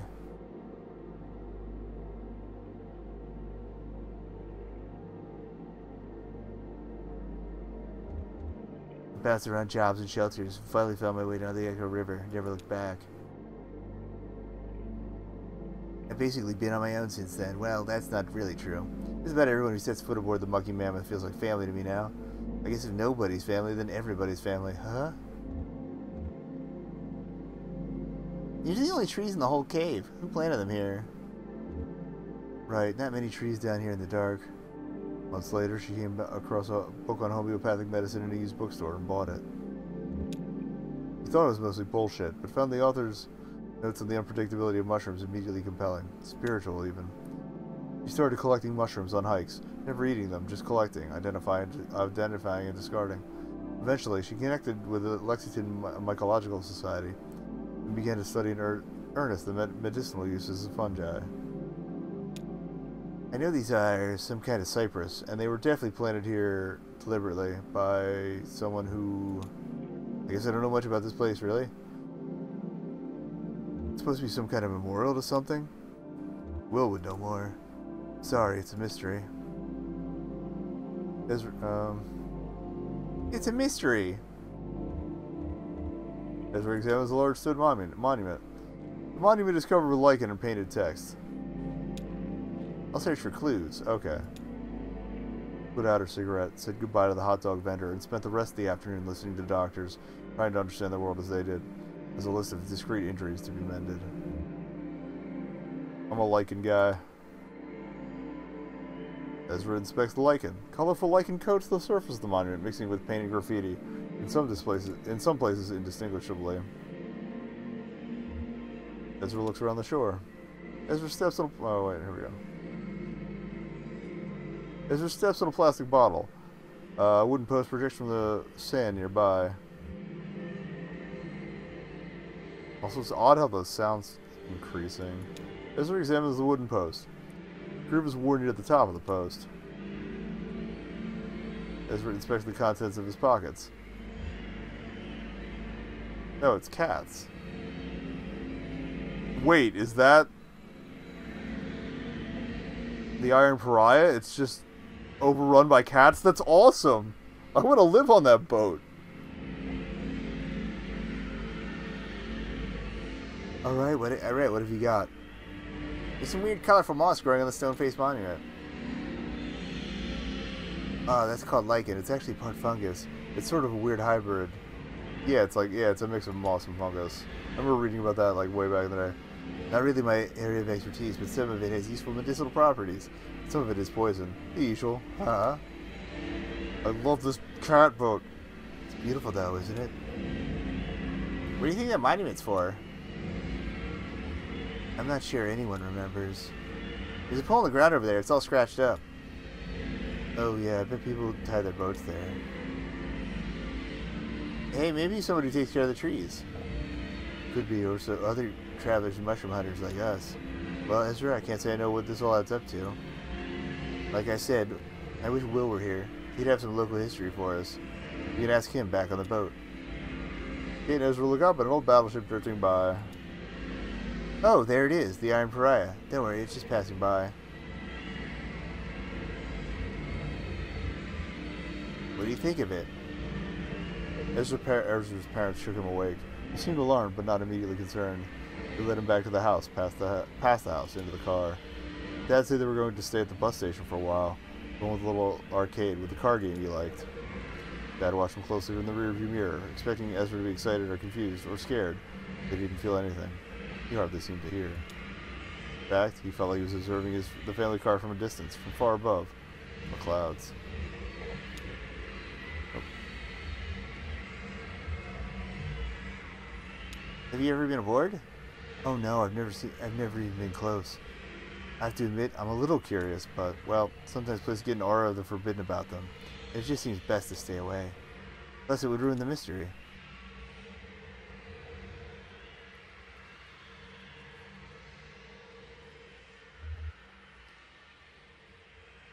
Supposedly there's nobody even aboard. No people, I mean. There must be something on there. Life is everywhere. Rats, insects, some kind of hardy mold. Maybe it was too far away from shore for them to realize those were cats. Part of it could be flooded and host to some of the eyeless fish that live in the echo. Hey, maybe there's some mushrooms growing in there, slowly consuming the military rations from over 100 years ago. Maybe they consumed some Nazi chocolate and have been awake for hours. Days. I've heard it was in the Civil War. I guess they had boats full of soldiers and supplies going up and down the Ohio River. And they fought on the river like boat to boat with cannons or something. I guess. Machine guns? I'm no military historian, as you probably tell. Haha. Anyway, I guess this one just got lost and somehow ended up all the way down here.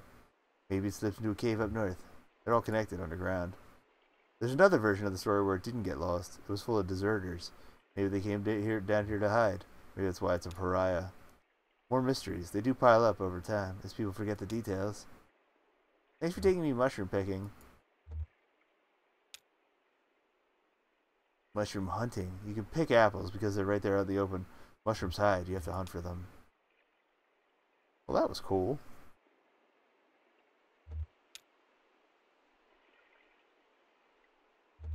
Time to go. Was that the whole deal? That was a shorter one. Okay. Seems like we're still going. Is that all supposed to be like trash floating in the water too? See that rough circle of rocky protrusions near the shore? It's more intricate than it looks. More than 2/3 of it is actually underwater. I haven't seen it myself, but listen to this. Man-made, and the rocks weren't placed according to their size. But what's visible is more or less a uniformly random selection of the overall shape. Looks like it might be a spiral, all told, or maybe some kind of meditative labyrinth. At the head of it is a petrified oak stump. That was moved here from above ground, of course, decades ago. That's where the ceremony took place. Locklocks were married. Oh, that okay. I thought it was like some sort of sacrifice. The Locklocks were married here. Many frail-tongued observers said they should just go with lock or luck, or split the difference with look, or even lick, or really anything else. But it was never going to happen.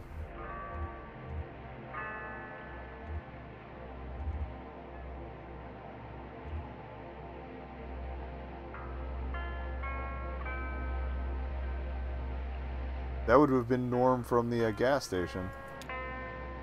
Beta Luck and Norm Luck were high school sweethearts. They took a chemistry class together where she challenged him to shoot the moon, learning formulas and compounds well enough to answer every test question exactly wrong, and achieve a perfect failing grade. Their engagement was welcome news for their family businesses, who had been looking for some opportunity to merge interests.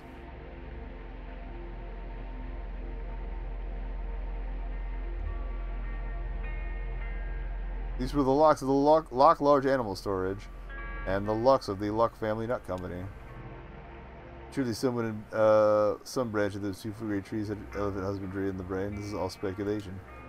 The ceremony itself was humble and perfunctory, and it must have somehow involved these rocks.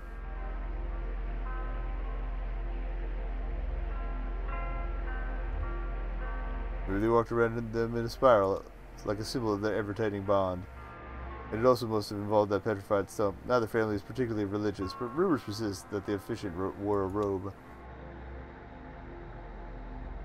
And that's it. That's the spiel.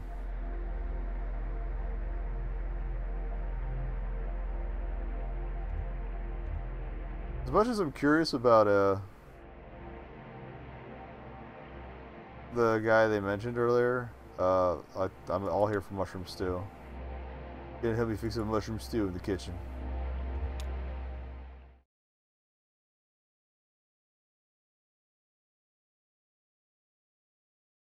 Yeah, I thought the time to go thing was gonna be at the end of the whole scene or the whole act. Oh, good. Oh. They had a few of those really big calves with the slimy gills. I shouldn't say slimy, moist. Lady in the video called for portobello, but I prefer never to know a mushroom by name. We're stopping at a restaurant soon, or no. So is this a breakfast stew? It will be, but not today. This stew is for tomorrow. That's the same all day. Some things are just better done slowly. We've added the... She's still watching videos. Interesting. Or maybe rewatching them. We've added the anonymous mushrooms, so next we, we got the recipe video on pause next door. I used to follow a recipe I learned from Ida herself. Best cook you're gonna meet on this river. Of course, they add a few secret ingredients. She has the good sense to preserve some mystery around her cooking. Better for business. Ida's so shrewd, she swore me not only to secrecy, but to ignorance. I had to promise to forget the recipe just as soon as I'd cooked it. Let me tell you, it is not easy to forget something on purpose, as you may think, my friend. Not so easy. Ooh.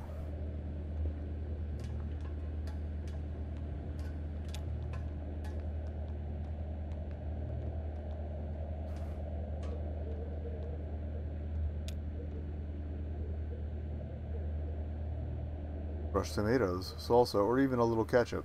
Here's the thing, nobody has to know. Throw in some more of that spice blend we threw together earlier. Stir all that up and crack a beer, baby. You'll be here for a while. What did she say to do? Let's make this stew right now.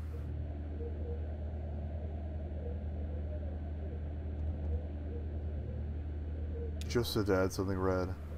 I saw some maraschino cherries in there.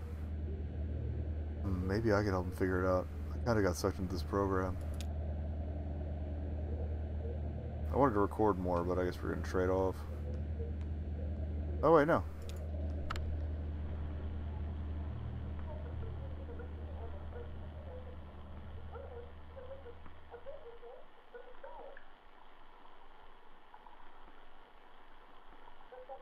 Okay.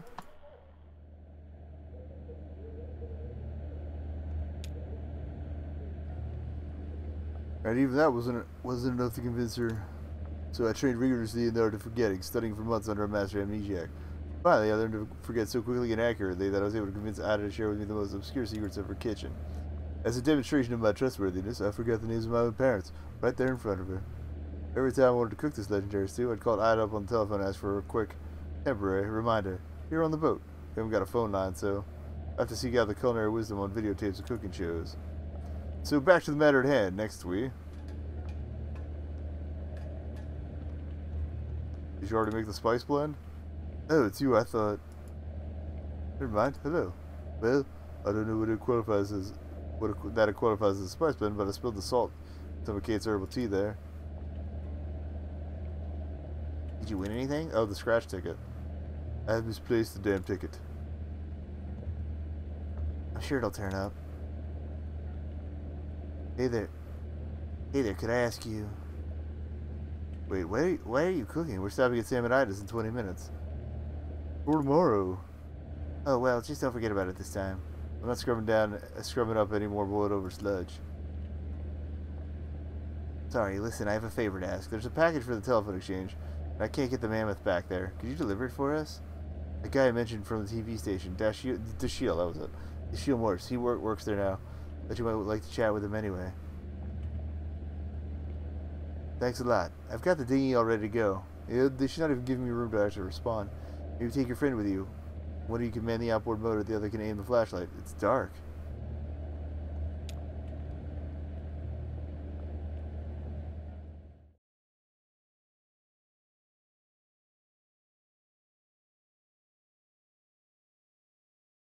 I guess maybe if you do it in a certain order, you might be able to see everything, but I doubt it.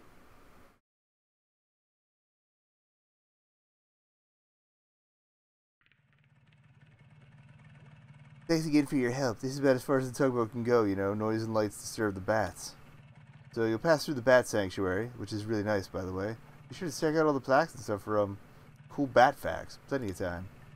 Anyway, the Echo River Central Exchange, or excuse me, Consolidated Auxiliary Switch number 30. He changed the name of the power company he took over. Anyway, it's just on the other side of the bat sanctuary. This package is going to Poppy. She's an operator. The operator. We'll meet you on the other side at Sam and Ida's for our scheduled early breakfast stop. Just follow the river. Can't miss it. Oh, I almost forgot. You may or may not be interested. There's this kind of weird memorial sculpture on your way in. Just before the bat sanctuary. I always recommend people stop and take a look at it. It's really sort of... I don't know how to say it. You should check it out. Okay, bye!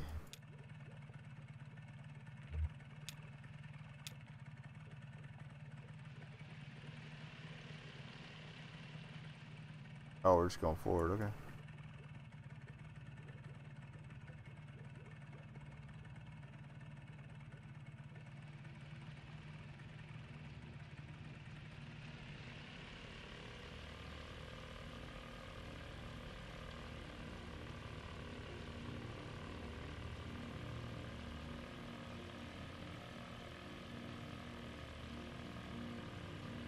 Is that the sculpture? Certainly something. We claim these helmets in the names of the folks who wore them and place them here in their memory, but also as a spit in the greedy eye of that power company who bought up our old mine and traded our brothers and sisters' safety for a little more yield, but only yielded 28 good men and women dead when the walls collapsed and the tunnels filled with water. Their lungs were black, but now they're washed clean and full of water too, and swept through hidden tunnels into some awful cave, so we'll never find. We never will find, and so we guess the water buried them for us. So let this here be the marker for their grave. And if any son of a bitch from that power company wants to take back these helmets as company proper, just you try it and see what will happen. Hey, Elkhorn, that's the mine we met in, where your folks worked. Looks like it's been here a while. I sure as hell wouldn't mess with it. You think whoever wrote it is still that angry? I don't think you ever forget anger like that. No, I guess you probably don't. This probably stirs up, I mean, how do you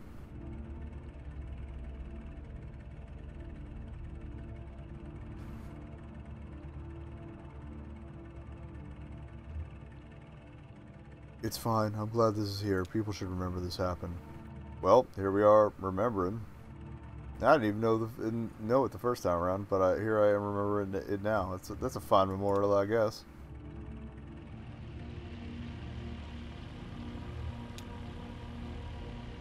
You could just do this by ear if you really wanted to, which would be cool.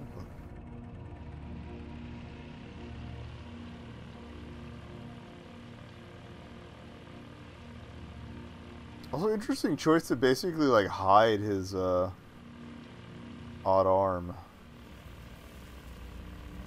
You can kind of see it flickering there, but hey.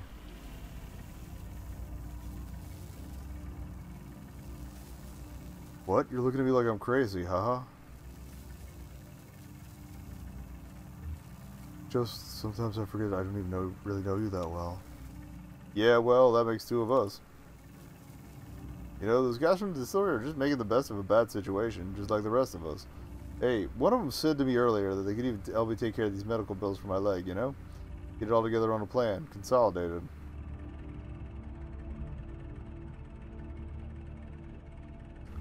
Hey, if we could find her, maybe Weaver could get you out of this thing with the distillery? You have some experience with them. Oh, sure, could be.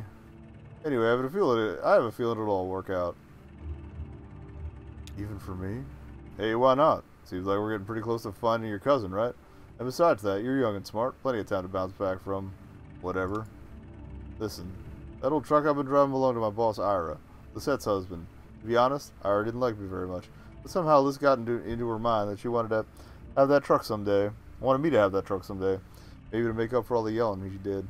Or maybe so his ghost could hold it over me. Just one more thing to feel like I owed him for. Anyway, they got their own trucks at the distillery, and now that the antique shop is closing up, I've got no use for that old truck. I was thinking you could take it.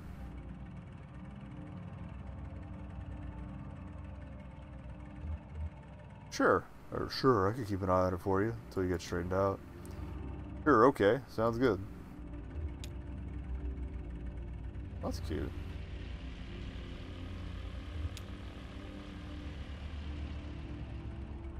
Visitors to the Echo River American Gray Bat Artificial Hibernaculum and Sanctuary are asked to take extra precautions in order to prevent the introduction of foreign fungal contaminants and spread of the white nose syndrome.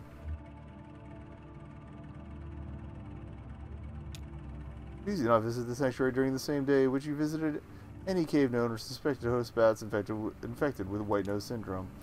Please do not leave your vehicle. If you must leave your vehicle, please remove shoes, clothes, jewelry, headwear, and eyeglasses to ensure you do not bring any foreign spores ashore with you. Please do not touch any bats or structures. The American gray bat is confused by light. If you are using a lantern or other artificial light source, be aware that it may attract and confuse bats. If you are approached by bats, do not panic. Relax. Stop your vehicle and switch off your light. Never touch a bat. I mean, that is good advice. Bats can carry human communicable diseases. And that is the right shape for bat boxes. I guess these are supposed to be feeders.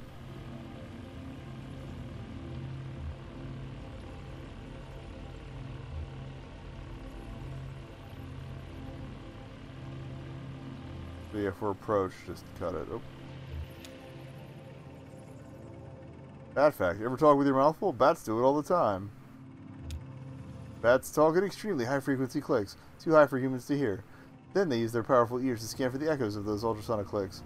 By comparing very subtle differences in the time these echoes take to come back, differences of just millionths of a second, bats are able to picture their environment with enough accuracy to catch a flying insect. Once a bat has caught an insect in its mouth, it's still flying, so it needs to avoid running into anything. So bats keep clicking away even while they munch on a tasty bug snack. Maybe poor table manners, but it's crucial for surviving in the dark. Wonder how the other bats know whether one of them is really talking or just chasing a bug. Sometimes it's hard to know with people too. Oh yeah, like how about this weather? I guess there are layers to it, right? Sometimes you just need to get the other person talking so you can check their body language or hear what their voice sounds like. Find out if they're friendly or angry or drunk. I'm just gonna kill that for a second.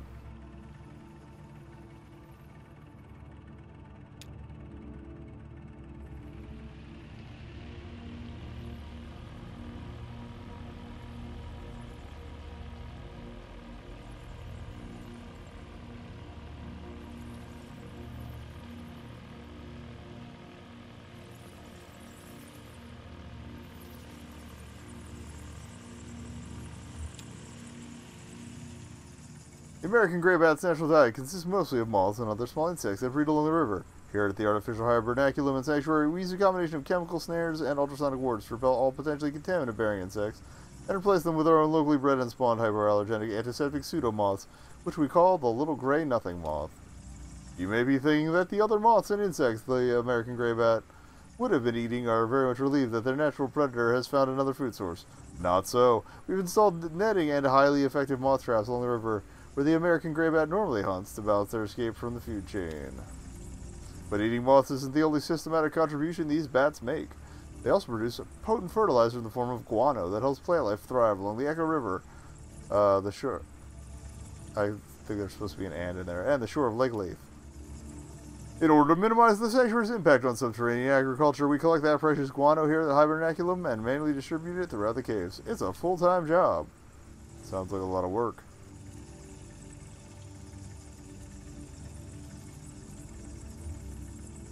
Eat fake moths? Yeah, hypoallergenic antiseptic pseudomoths. The little gray nothing moth. Well, a lot of people eat fake food, right? Food taken apart and then put back together so it looks and tastes like something they remember eating before, even if they never really did. That's true.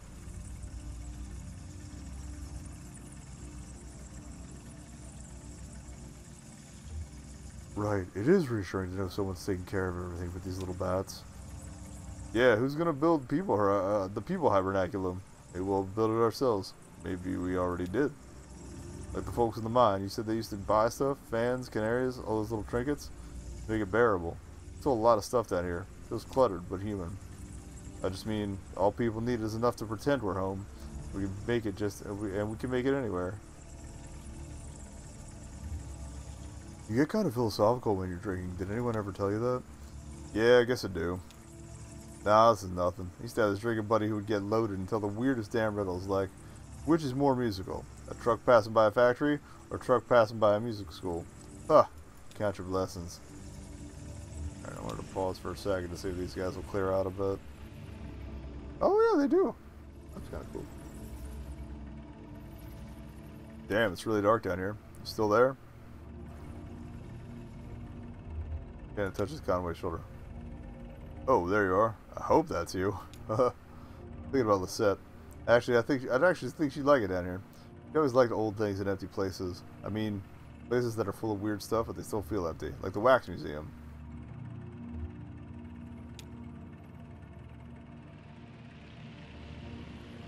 They're still flying around, but they're not as loud. But hopefully less confused. I don't know why this tree is striped. That's interesting.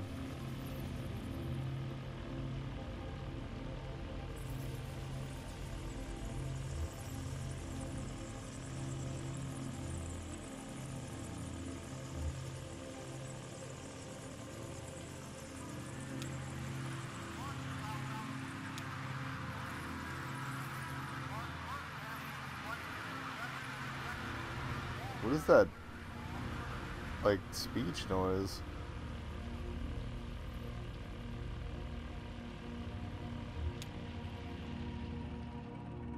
White nose syndrome is still largely a mystery. We suspect that the white fungal growth which appears on bats' faces and wings irritates and confuses them, causing them to awaken early from hibernation and venture outside, depleting stored energy they need to survive through winter.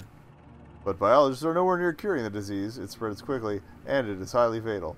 In this way, white nose syndrome has drawn some comparisons to colony collapse disorder, as suffered by bees. White nose syndrome and I think this is actually a real issue with bats. White nose syndrome and colony collapse disorder are sudden, violent, and mysterious. Will honeybees and the American graybat be two more lost species, wiped out in a geological blink and forgotten to natural history?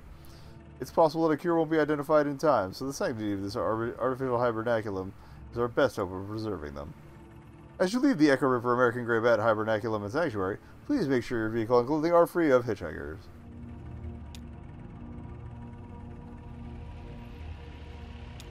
Take a second.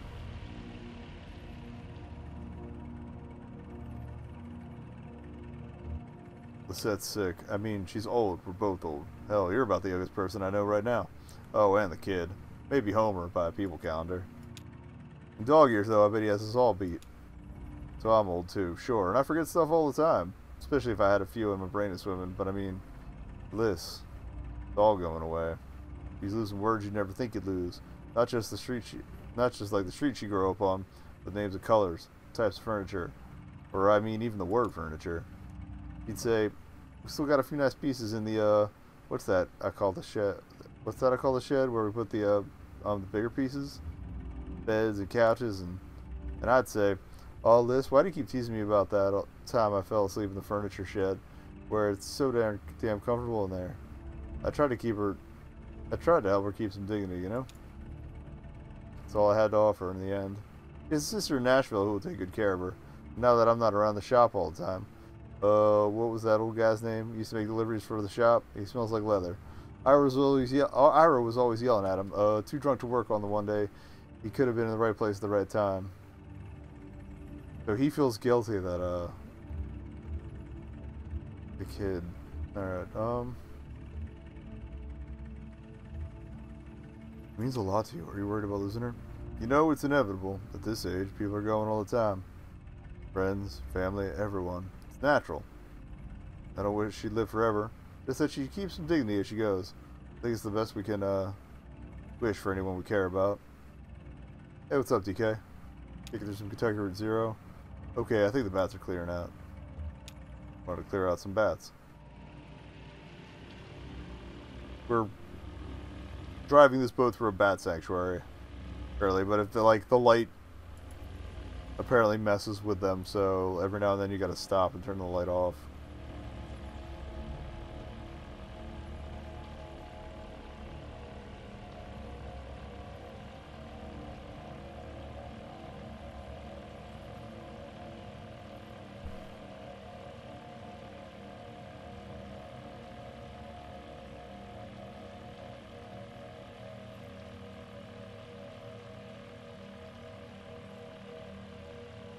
Like we're entering a tunnel? Yeah, okay. I think those are mooring posts, but I can't be sure. It looks like a hangar.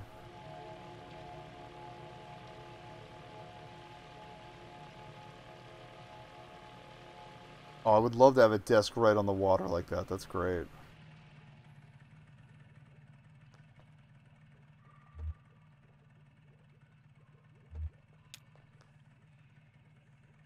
Oh, hi. I remember you.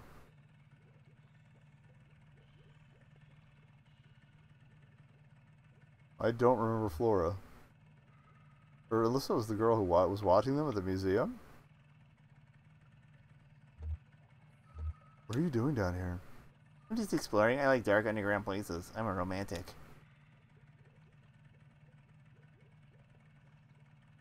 So am I think. Yeah, you'd have to be to hang out down here. Okay, bye. Thought she was like literally gonna vanish.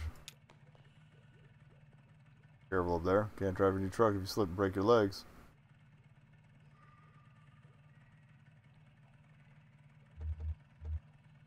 I'll be careful.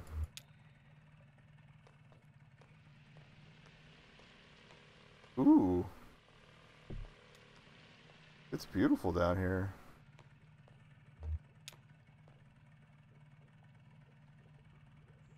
Could be bypassed with another capacitor at 100 nanofarads to reduce noise.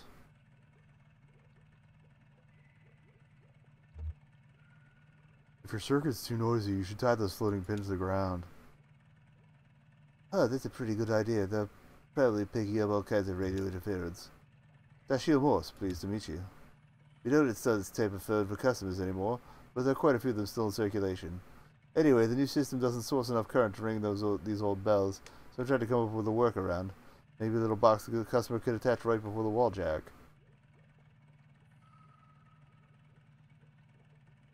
So you do still work here? On the tugboat they weren't completely sure. Oh, well, yeah, I'm here just about every night. Is this your first time down here? Yeah, I can tell. Your eyes can't quite adjust to the light. Takes some practice. Believe it or not, I've been coming here since I was a kid, for one reason or the next. Back then, this place was a train station. It's true. Okay, that would make sense. Okay. They had bats then, too, but they were considered a nuisance. What did you come here for as a kid? I usually came here with my grandmother. We took the train out to the town she lived in, or the other direction back to my parents' home. In my memories, it was always cold. Winter, I guess. Sometimes now I walk along the tunnel, run my hand along these wet stone walls, and close my eyes, ringing footsteps in the drip, drip, drip of the grimy stalactites. Well, the river shifted and this place slowly filled with water, carrying the trades away with the current. It does that, the river, and I don't begrudge it. A good reminder that everything we have is borrowed, even trains. Eventually, someone at the Bureau of Reclaimed Spaces heard this place was still empty, so they moved the phone company in here. I returned here as a young lineman, a skill I picked up in wartime, running with telephone wires behind enemy lines. We used trees instead of poles. I missed that, actually. They were easy to climb. It's just as well. I'm in no shape to be climbing anything these days. The closest I get is patching up the wiring in the crystal room for the WEVP folks. Oh, we never followed up on the crystal thing at the gas station. We weren't allowed to. Did you ever know a girl named Weaver? Sure, Weaver Marquez. That's funny. I was just thinking about her. Yes, I met her a couple times at the TV station. Because I didn't know her too well, she handled the archives, and I was helping with wiring and stuff. She seemed to really know her way around all that gear, though. She had a head for signals, I think. No idea where she ended up. I guess she's probably not too popular around the station anymore, but I always liked her. Why would... Okay.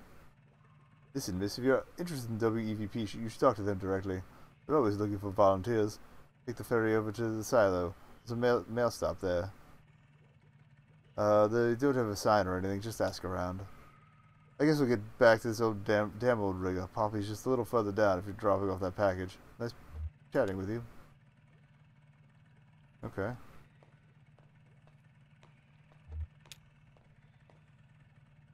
Abel and Eloise, the lovers' couriers. Bred for racing, Abel and Eloise spend most of their lives as carrier pigeons in the employ of the Echo River Avian Post. They retired here after Abel was disfigured in an accident with a light aircraft. But old habits were hard to die. Abel and Eloise would pick up scraps of paper from the ground, the trash, and even pull them out of pockets and deliver them to other people nearby, to delight and embarrassment. Word spread, and travelers passing through this tunnel began to come prepared with love letters, poems, and other written desires to pass along indirectly through these pigeons. After a hard day's work, Abel and Eloise would always be found nestled closely together in a disused newspaper stand set aside for their habitation, and that's where we left them. I love that they actually justified this since you're on the left side of the tunnel. That's gotta be why they did that. A nice touch. Poppy? It's just an old bar. Or, oh no, okay, those are exchange, okay, there were other operators here. That's an exchange board, okay.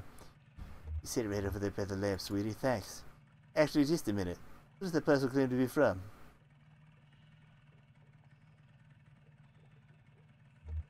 That's weird. There's no label on it. Well, if we're lucky, it's Charles from a secret admirer and not a snake from an assassin. So, who are you? You work for the post office or the tugboat? I only ask because I haven't seen you before. Is that... I heard you chatting down the hall? I'm just doing Kate a favor dropping off this package. Kate, I love Kate. She helped deliver both my nieces, one in a hospital and one at the base of a mossy moonlit oak. It was beautiful. I love Kate. I think Loretta's granddaughter used it too. Oh, Loretta used to work here. Actually, oh, Loretta was the one that Norm was trying to meet, right? Yeah. Actually, I think quite a few of our former operators have relied at some time on Kate's services. Well, now I guess that they'll have more time with their little ones. As you can see, all their chairs are empty. Wasn't always like this. When I came to work at the Echo River Central Exchange, there were 12 of us. Loretta, Edna, Meg, Kara, Marie, Lois, Liz, Esther, Angie, Wilma, Connie. I was number 12. Connie and I were hired on the same day, but she showed up early. Marie finished college, and Hester was fired for snapping at a rude caller. But he had it coming, and I hear she did just fine on her own. I like that. So they hired Beryl, Gianna, and Sachiko, which brought us up to 13. That was as many operators as we ever had here at one time. Power company came along, buying up all the lines, and one day they took the exchange as a throw-in, like it was nothing. Nothing! And they started phasing us out. Edna, Meg, Kara, and Lois left one Friday evening, and were asked not to come back on Monday morning. Beryl saw the writing on the wall and quickly found employment at a private PBX. That's a public branch exchange. They had Jan and Liz stop routing calls and write up some kind of best practices document instead. Their final task as exchange employees. Some of the girls were reassigned to other divisions. Connie, I think, was checking residential meters. Tachiko and Wilma were moving to energy sales, cold calling businesses to see if they needed to upgrade their electricity plan. At least they were still on the phone. And it was just Loretta, Angie, and me. We were swamped. The hours were hell, and hard on the throat. The voice with a smile became a croak. I was gargling warm salt water in the break room, sipping from a thermos full of hot honey broth stashed under my chair. Oh, I wrote a lot of extended technique to the switchboard in those days. Hello?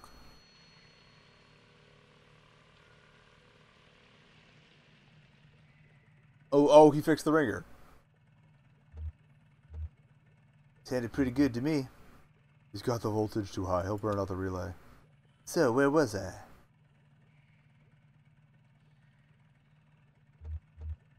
It was just Loretta, Angie, and you. They were the smart ones. That's how they held on so long. They went into voice work, recorded canned phrases for the IVR systems, and robocall polling. I could never do that. Oh, so one of them was probably the menu voice. Was there a different menu voice on the phone we did earlier? I forget. So after a few months, it was just me. A new automation strategy was announced, and this place rechristened Consolidated Auxiliary Switch number 30. If it's automated, what do you do here? Not fully automated. There's still gaps in functionality that need a human touch. And you know, it really is all about touch here. That is a vibration, and a touch you feel in your ear. So my voice is my touch.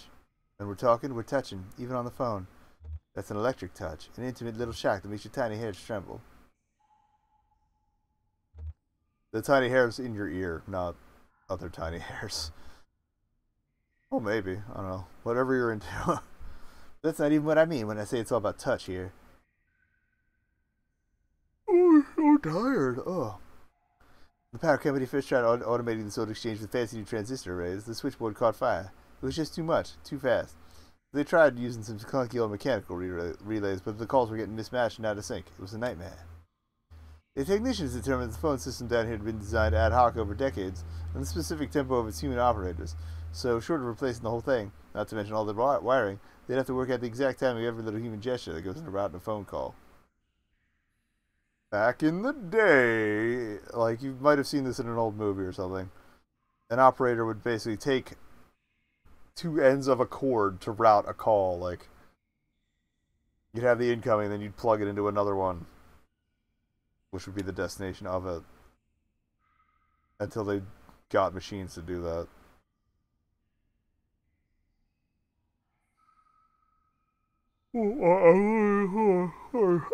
And that officially is my role here. I want to run the switchboard for the whole exchange, once the work at 12. I'd like to remind you, they have some kind of machine somewhere that tracks how long it takes me to do each little thing. The caller never hears my voice now. They dial, little indicator lights switch on, and I make the connection. He was talking to callers? You know, there's something that bothers me about the process, besides the fact that I'm training my replacement, who isn't even human. Here's what I mean. How long do you think it should take to time me my every move and recreate that timing in an automated switchboard? Rough estimate. At least a month. That's what I said, but this has been going on for over a year. And a very dark thought has started to nag at me. What if there is no cheap machine that's going to replace me? What if it's cheaper just to keep me here, filling in for the rhythm of the operators? What if I'm the cheap machine? Not a machine. Nice of you to notice, haha. I'm on the Echo River Central Exchange, and I'll carry a torch for the voice with a smile. But at least I'm keeping some part of it human, right? Even if it's not the best part. Oh, the parcel. Right over there by the lamp is fine. Thanks for dropping that off. Take care. Think of me when you dial 0. Oh, hey, guys. Oh, wait. He joined them. They just took him off to work.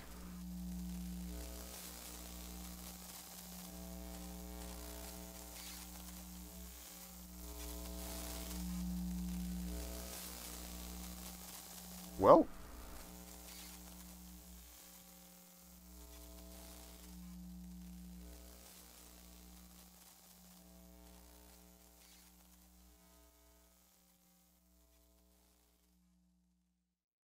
Is that where they're gonna cut it?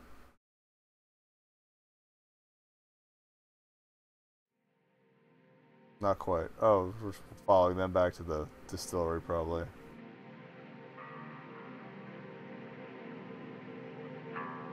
She returned on the dinghy alone. She had a strong and sudden urge to shut the motor off and let the current take her, but she couldn't work out where that impulse came from, so she did her best to resist it.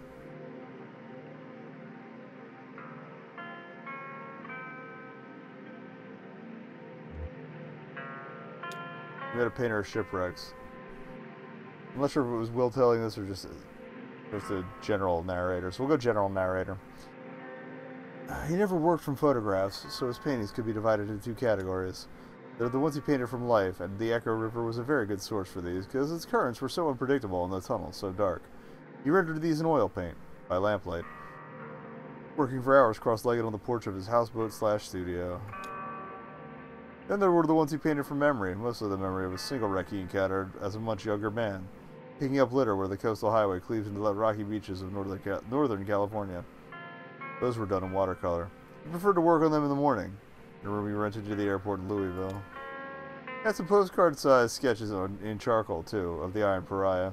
It wasn't a wreck, exactly, but it felt right. He tried to scribble one down every time he encountered it. Though it was so unpredictable, and he was so focused on details, he usually just ended up with a handful of inscrutable marks. Curious about the bicycle. She met a guitar player pedaling a floating bicycle with his dog in tow. He said they took turns. The water was so cold, and the floating bicycle, while technically marvelous, wasn't quite buoyant enough for the both of them. Swimming is hard work, hardest work that dog had ever done. He expected. They'd been traveling this way for most of the night, struggling through the icy water, starting to recover where they could find a rock large enough to start a small campfire. He had his belongings stuffed into a weathered guitar case at the end of a thin rope. It floated pretty well, so he only had to keep an eye on it and occasionally free it from a rock or some driftwood that he caught on. He invited him to ride away in the dinghy. He appreciated the offer, but they weren't in a hurry.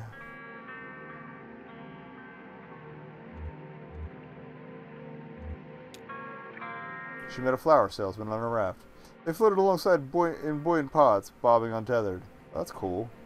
He corralled them with a long pole in a stream of small adjustments. That's awesome, actually, and I like the visual of it. She leaned out over the water to get a closer look. He just started work for the day, so his stock was full. He pushed a few bouquets her way. First was a delicate mixture of pansies arranged in the Byzantine style. Byzantium is full of niceties.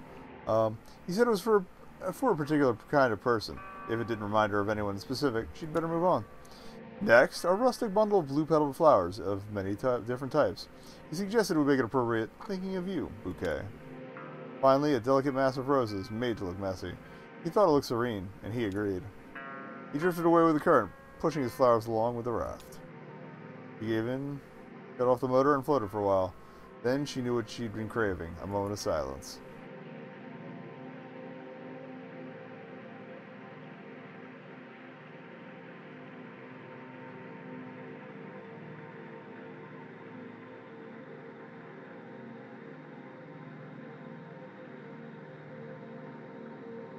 I feel like it would have been cool if the music just like cut out there for a second.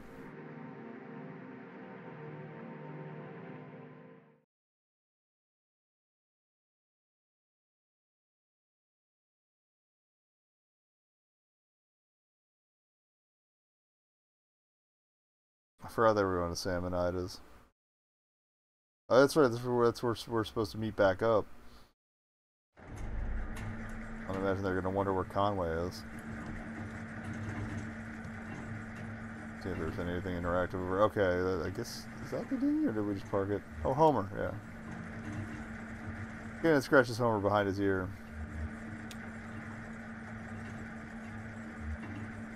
Homer sighs. Smiles at the dog. Oh, they're pulling up a bathysphere. Okay. Actually, can we talk to the guy who's sticking out of it? Oh, I guess that is Sam. Hello out there, headed up or down?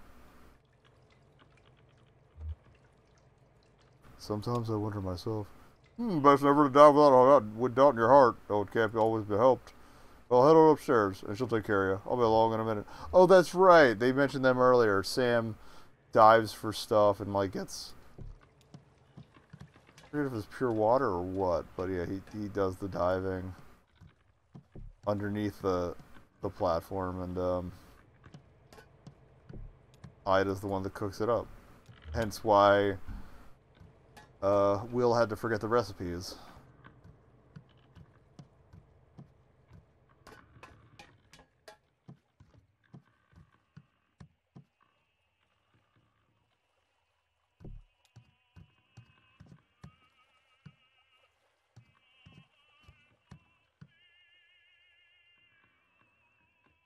It looks like Johnny's playing the claw machine. That's great. I think we're supposed to meet with them first. Just in time. We've already finished eating, but we're about to place it to go order for Clara. She's back on board, getting ready for her show. Take a look at the menu. I'm sure there's something you'll like. Ida's a bit of a local celebrity. For her cooking, I mean. Hey, Israel was just asking about you. He's around the corner playing a video game. Maybe go let it know you two are back, or... Where's the old man, anyway? Dun, dun, dun.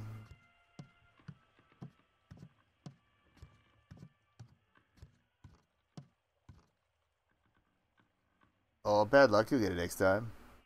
Hey, you got a quarter? He's almost got this. It's true. Sure, I have 1 quarter. Thank you. So, where's... He left. Oh, okay. I have to say, I didn't know him very well, but he seemed like the kind of guy who was always on his way to somewhere else. Yeah, I'm gonna go sit down. Cool. The food is good here. I think everyone else is finishing up, but you could probably get something to go. Alright, Claw Maestro, let's give it another shot. So let's see what's on top of the pile here. There's a stuffed octopus, a plastic bag full of clamshells, a cowboy hat, and some big headphones. The octopus has a leg wrapped around the boombox underneath it. Shells are pretty clear, but I don't know if the claw can really grip the bag well. Cowboy hat is in the corner, so it's kind of tricky to tell if it's wedged in or not. Those headphones might be a good bet, but I can't see the cord. Could be wrapped around something.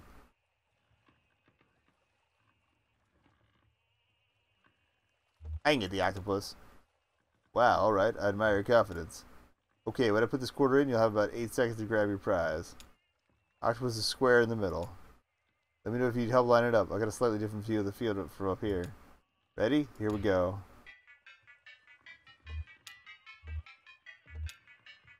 Timer 8. Claw hovers in the front left corner of the machine. Let's go right. Claw hovers halfway across the front of the machine. Okay. Front by where he's standing.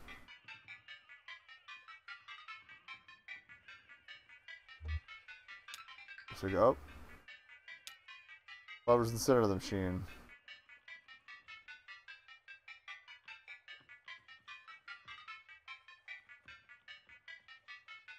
This is right? Yeah, looks good for me. Go for it.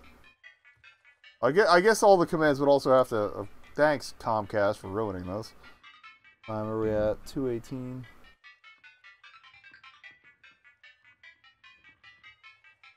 Or let's drop the claw. Claw drops. It grabs the octopus. The octopus is attached too securely to the plastic boombox beneath it. It slips from the claw's grasp. Oh, no good. I had a feeling that octopus was a little too comfortable in there. Hey, listen. Sounds like that old man you were following around.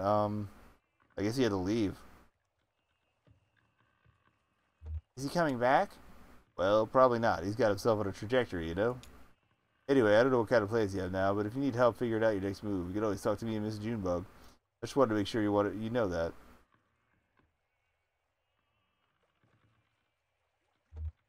I don't know what I'm going to do. Me neither. You're in good company. Hey, maybe we still have time to poke around this place a little. There's some pretty wild stuff in here. Alright, well, it might not be as evident, given the, well, mostly stillness of this game. Or frequent stillness of this game, but yeah, my ISP is terrible, Comcast is fucking garbage, so if it's cutting in and out, that's why. Where are we at? 220 or so? Well, probably 215 is where I should check. For editing purposes. If it doesn't clear up soon, I'm going to have to freaking render this entire 2 hours and change. I'm going to light. Fuck Comcast. Alright. Hey, did you see this? They keep a table full of fake food over there. I've never known why. Actually, I think that might be real food coated with shellac or something. Preserved. And and look, this tentacle looking thing is half eaten. This is someone's meal that they didn't finish? I dare you take a bite. Haha, you first. Okay. Whoa, hold on, I'm just kidding. Sam and I to preserve this half-eaten meal. It must have been pretty important to them, right? Maybe it belonged to someone they care about. Like a beloved uncle had a mid-meal stroke, so they kept his memory.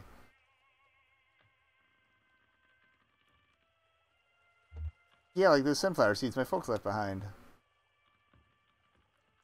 Oh, I'm sure your folks are fine, though. I don't think they are. Are you worried about them? No, they're gone. There's nothing to worry about. I just missed them. Okay, well, I don't know what the deal is with this table, but sometimes people do weird stuff because they miss someone.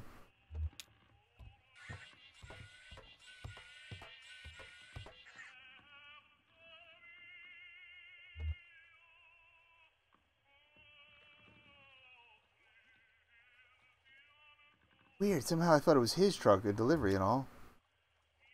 It was, that's what she's saying. He just left it behind. She can deliver it anyway? Why?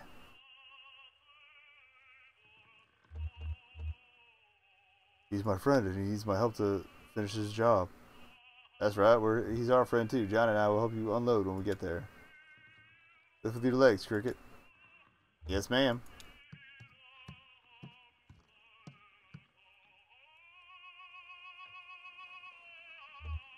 So, how was everything? How was the sweet cave snail? Devastating. You're a killer, Ida. Well, I can't take all the credit. Sam came across a whole cave snail colony down there about a year back. We've been leaving rock candy for them to gorge on since. We just started harvesting earlier this month. Yes, it's all about patience down here. Everything grows more slowly in the dark. There's a fish in Lake Leith that lives to 200 years, and its flavor profile only develops at about 75. I got a pot of bones in there that's been stewing for at least a week. I don't remember why I put them on. Come to think of it, I don't even remember what kind of bones they are. Oh, we need one for the road. Clara said she wanted, something primordial, she said. What does that mean? Fuck Comcast. So angry right now. I think she meant something from very deep in the lake. Ah, could be. Answer that. Here, you pick. I'm no good at this. Alright, let's inspect the menu.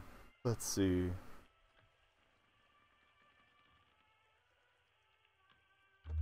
Some spinach. Turn to the page. Mollusk cakes.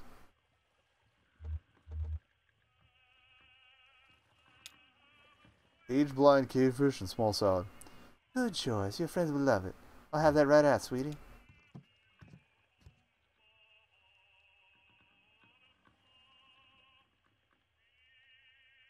Ezra leans over the table and carefully examines the preserved food and drink. He runs his finger along a grayish claw. The surface of the claw is completely smooth. And that was the small one. They're asymmetrical. Sorry I startled you, sweetie. Whose food is this? This is the diver's table, and this was the diver's meal. Food is about 15 years old. It's true. Things were different then. Nobody came to eat here. We were fighting just to keep the lights on. Sam, my husband, Sam was depressed. He couldn't catch anything. That's part of the problem. Most of what we served was shipped in frozen or dried, and I just put it through in the fryer. We've both come a long way since then. Well, 2 young men came in for dinner. Seasoned divers, they said. Over 10,000 hours between them in Lake Leith alone. They'd been out all day, salvaging parts from a riverboat wreck. They worked up a fierce hunger, they said. Alright, well... Her connection seems to be recovering, so I might just leave that rough bit in. We'll see if it holds up.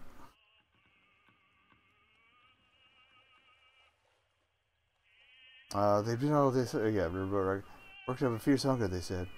They ordered the whole menu without even looking. It was a short menu in those days. Bathroom right here. Went back into the kitchen. Sam was at the next table doing a Sudoku and drinking malt liquor. his usual routine at the time. An hour later, I was cleaning up when Sam came bursting into the kitchen. Ida, he said, kind of frantic. These Davis are still hungry. Bring them another course. And I said, they already ordered the whole menu. Sam said, make something new. Keep making dishes, whatever. Just keep bringing out food. So I did until the small hours in the morning. I made up so many new dishes that night, I could write a book. And it was good, inspired. But I was working so hot and fast at the burning edge of inspiration, I didn't think to write any of it down. And I was so wrecked with exhaustion the next day, I couldn't remember what all I'd done in the kitchen. Sam thought we could take a photograph of the leftovers, but we couldn't get the lighting right, so I just shellacked the whole table. Now, when I need inspiration for the menu, I just come here and come here and think about all those ingenious dishes I threw together for those divers. Of course, they didn't pay the full bill. I heard one of them complaining to the other.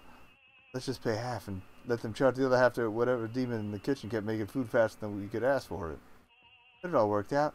Things have really turned around since then, so it's usually pretty popular now. The success and our expanded menu inspired Sam, too. He's got to bring back the most magnificent ingredients from his nightly dives. I'd better get to work. Stay right here, sweetie, and I'll bring you a treat on my way back out. Nope, there it goes again. God damn it.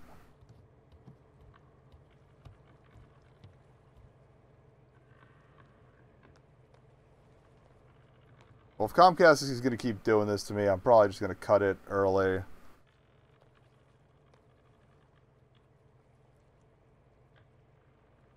Well, buddy, I guess you're the catch of the day. I guess you're the catch of the day. The one and only, haha. What are you? You look like, well, some kind of fish, I guess.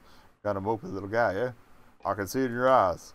You smell like kind of dusty. Try. Where the hell have you been swimming? Skin feels like sandpaper, huh? Well, she'll figure something out. I think I'll call you Dustfish. Welcome to Salmonitis, the one and only Dustfish. Hope you enjoy your stay. I mean, not too much. You ever seen a creature like me before? Pretty far down there. Wouldn't be surprised if I'm the first, except there were 2 divers that went before me long ago. Maybe that was before your time. How old are you anyway, I wonder? Hey, here once, back in the bad old days. 2 young guys, could have been brothers maybe. I was over to the corner with my coffee and crossword. Hadn't been able to catch a thing, so I just fried up something from Frozen. Oh, I love that, like, they don't have quite the same memory of it. Like, little details are a little different. Well, these guys were hungry enough to eat it and asked for more, and they did at least as much talking as eating. See, like I said, they were divers, and like I said, they might have been brothers. They had a kind of rivalry going on between them or something. I was about to write up their check, but I slipped calmly and quietly into the kitchen for a minute and told her to just keep bringing out food. And I figured they would notice, caught up in the boasting as they were, and I wanted to listen. Yeah, it is a little different. That's great. They went back and forth for hours about all the deep and dangerous dives they'd been on, new tunnels they'd discovered, all the weird creatures they'd encountered at the weirdest depths of Lake Leith. It was like a dance, no, like a boxing match. Each story went deeper than the last. And I listened to every word of it, memorized every description of every tunnel and dive route they did. Oh, you sneaky fucker. I like it. That's my map now, you see? My map now, you see? For 15 years, I've been using routes these young divers discussed right there at that table. Yeah, I could write a guidebook for the depths of this lake, but I don't dare. Someone would steal my good diving spots, and then where would we be? See, people come here from all over just to try our daily catch because they know it's unique. Ain't you proud? Since I can't write any of it down, I just preserved that table where they had their meals, so I can look at it to jog my memory. Like, they were eating pickled crab when they talked about that shipwreck full of salamanders. Pretty clever, huh? My own secret code. Well, I'll be straight with you, Dustfish. There's one feature of this arrangement that I find unsettling. In fact, I lose a decent amount of sleep over it. Told you those boys were competing, right? One-upping each other, I mean? Getting wilder with more adventures as they traded tales? Well, I navigate mostly in the dark down there, just going by touch and a kind of mental picture I can construct from their detailed boasts. And every time I explore a new diving spot from those recollections, I have to weigh it all against the risk that I'm headed right into a dangerous falsehood. One of those men could have felt for a moment like he was losing some ground in their little duel. So he could have slipped a fake one in there. Maybe told a fib about some dive, and he went on and found a colony of blind shrimp living in a discarded refrigerator. Then when I get down there, my diving bell cracks open on a sharp rock where they said that fridge would be. And that's the end of Sam of Salmonitis. To be honest, that possibility puts the fear of death in me every time I touch water.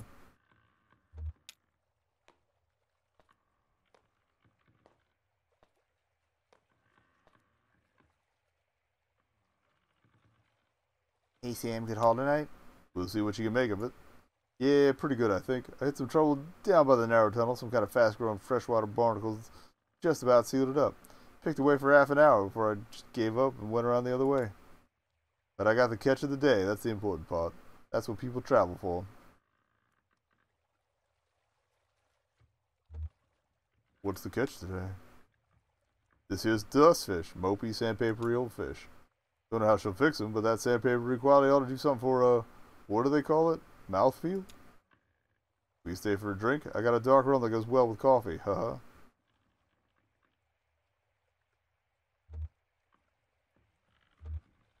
Bit early for me. Yeah, it seems like it's always too early. Oh, she's got your food ready. You all enjoy your meal, alright?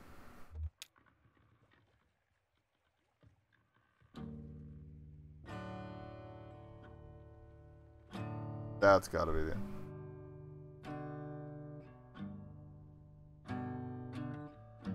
And yeah, we're gonna cut it there just because I'm not dealing with this connection shenanigans tonight.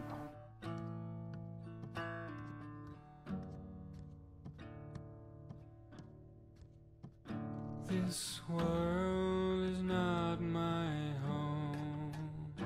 I'm just passing through. My treasures and my hopes are placed beyond the blue. I do love how they keep inserting the musicians in some capacity. Many friends and kin have gone on before, and I can't feel at home in this world anymore.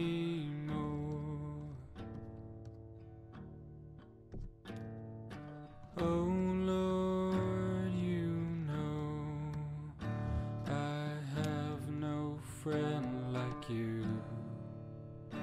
If heaven's not my home, oh Lord, what will I do? Let's see if maybe something else changed. Angels beckon me to heaven's Let them finish this verse. open door, and I can't feel at home in this world anymore.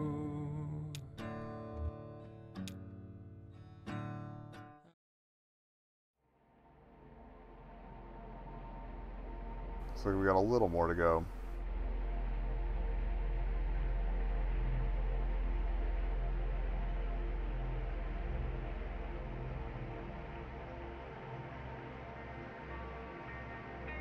Do that? Looks like a swirly piece of garbage, doesn't it? Well, that's what it is. I know why trash seems to collect right here of all the spots on the lake. It's always been that way. Everyone just navigates around it like it was an island or something.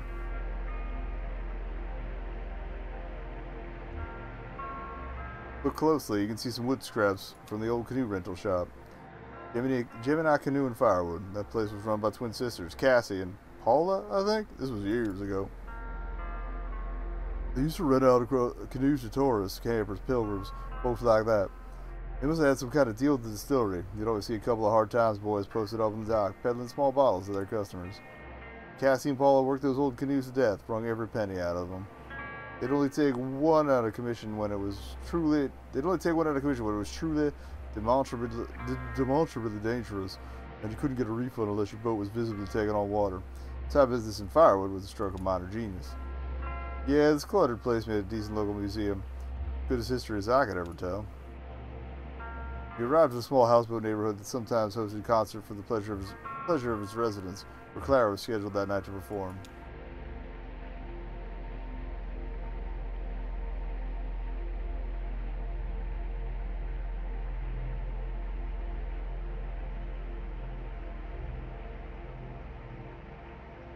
I really thought that would be the end, but...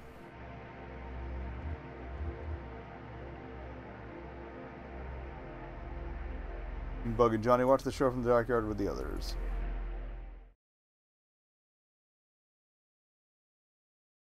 I mean, I already have to render this in full because I've been uploading the acts in full, so Might as well keep pushing. Fuck Comcast.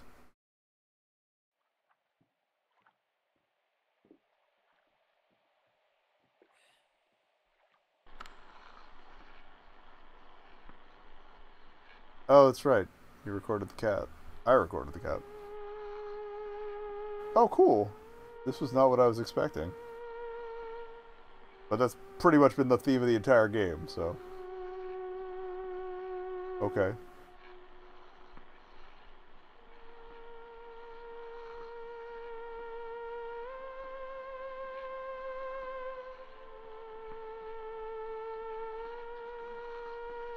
Oh. Hmm. I remember this. I told you. Yeah, you don't have to say it. Well, this is always true. Eh. Late at the flower shop. Sewer no open. She was having trouble with the tape. He was having trouble with the tape machine.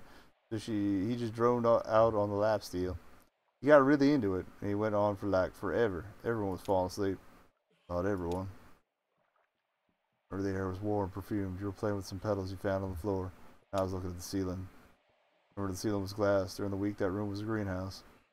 I don't know where they put the plants, but they all had bands in. Maybe outside, if the weather was nice. Nice that night. Warm. Smelled like spring. Or is this part of the...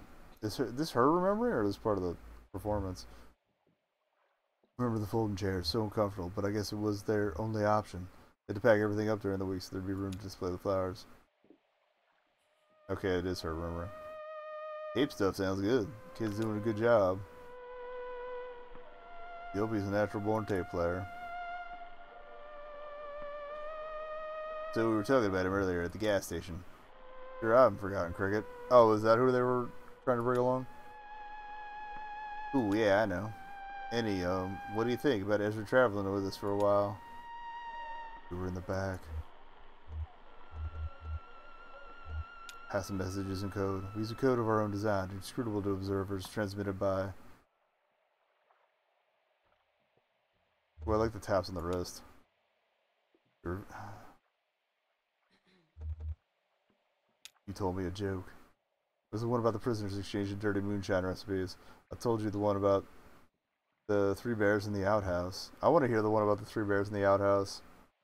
Then you told me the one about the dentist with the rude prosthetic. We had to leave the room. If I sound hesitant or something, it's just... When I met you, when we met, we were nothing. Just these little gray shadows. And we grew and filled in and... But we did all that together, Ezra. He's sure he's just a kid, but he's already a person. What would that do to our system, our chemistry? This is like the sort of thoughts I would imagine some people go through actually considering having a kid. Stepped outside into the warm night air. There was a horse tied up in the... Well, actually, there was a horse tied up in the parking lot. We wanted to go find him some food. We wandered between some low houses and came out onto an empty street. Yeah, I got the masters for the new record back from Lazar. They're okay, but I... What? You listened to them without me? You were at the pet shop. I didn't think you would tear you free. Oh, okay. Anyway, there were a few spots where the strings distorted a little. Nolde has way too much reverb. But overall, it sounds pretty good. New drum machine fits right into the mix. Nice. The only question is how to do it live. I can't control the drum machine and sing and dance at the same time. And you've got your hands full of guitar. Ezra? We stepped into a 24-hour convenience store. Remember the radio was playing some old Patsy Cline, right? Or was it Connie Smith? The clerk was reading one of those conspiracy slash celebrity gossip slash Bigfoot sighting newspapers. We bought some of those gummy pomegranate seeds. We made our way back to the greenhouse. We must have taken a shortcut or something, because I don't remember the walk back at all. We got to the greenhouse just as Clara was tuning up. She relaxed her shoulders, took a deep breath, raised both hands into their precise positions, and the room started shaking. Clara hit a note that made the glass rattle in sympathy a perfect 2 octaves lower. She looked like a sorceress, tearing down the building with an effortless wave and incredible focus, coaxing the empty air and some kind of moaning, rattling demon. That's the thing about the theremin. The only kind of instrument you never touch. You can see a wave of concern propagating through the greenhouse. People looking up at the trembling glass ceiling, looking at each other to see if anyone else was worried. trying to catch Claire's eye and discern if she was doing it on purpose or not. If she were really trying to bury us all in glass. How do you think we'll swing that, playing the drum machine live? We'll figure something out. Maybe glue it to the back of your guitar. Oh yeah, or swap the buttons after foot pedals. We'll put the drums on tape beforehand, like Cyrano does. Oh yeah, I guess we have a lot of options. Life is full of possibilities, Cricket. Yes, ma'am. The tense 5 minutes. We, the audience, alternated between fear for our lives and lamenting hers that could have given her the kind of emotional experience to play this devastating song. Then slowly, gently, Clara's hands came to rest. Theremin went quiet. The glass stopped rattling. The room relaxed, unharmed.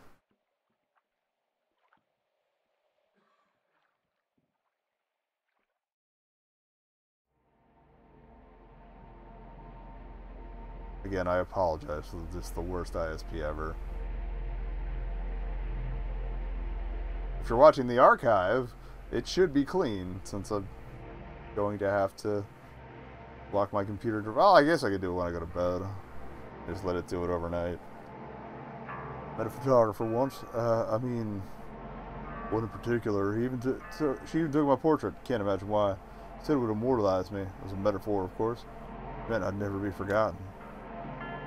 As she was disembarking, and not far from here, actually, the film fell out of her bag and was borne away by the current.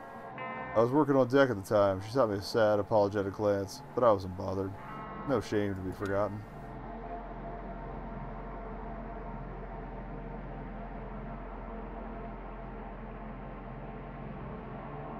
Look at the staircase.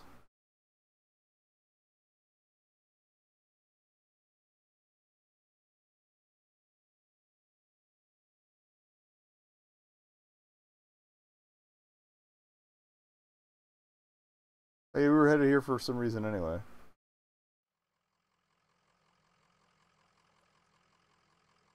I guess we probably had the truck on the ferry, as it were.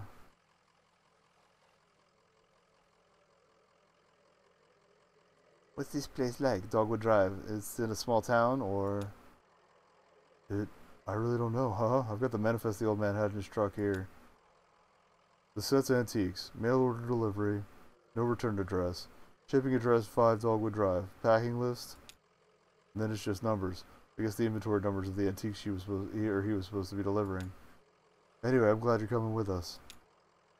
Yes, I'm always eager to see more of the country, and I enjoy the company. I would have to find a bus or train to get to Nashville by evening. Well, they have buses everywhere, right? Or, hey, I could drive you to Nashville. Seems I have a truck now. Only...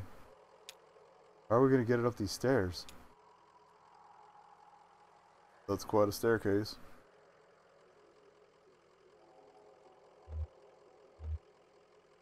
There's something we can do with rope? Okay, I love Junebug. Sure, I can think of a few things. Nothing that'll get that truck up the staircase, though. Looks like we're making the rest of this trip on foot.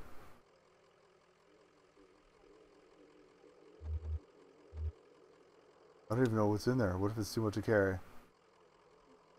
No, we've been loading and unloading gear since the stars were young. We're our own roadies, right? We got expertise. Alright, Cricket, let's get this delivery packed and tied into bundles. We're hiking it upstairs. What's in there? Antiques, I guess. Antiques? Yeah, antiques are. It's like junk, but people will pay for it. Oh. Sorry, I guess you'll be taking the bus after all. It's okay. It will be like an adventure. Tired? Don't worry, lady. We're almost there. I'm gonna miss you, truck. I mean, I guess they could keep the truck on the boat for us. Drop it off somewhere else.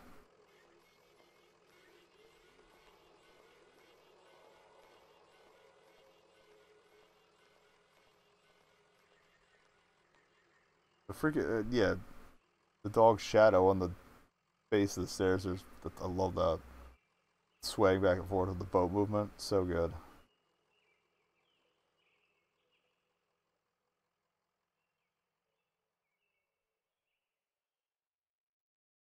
I don't want to try to call the end, since every time I have, it's always gone on for at least another like 10 to 15 minutes. There we go. Okay.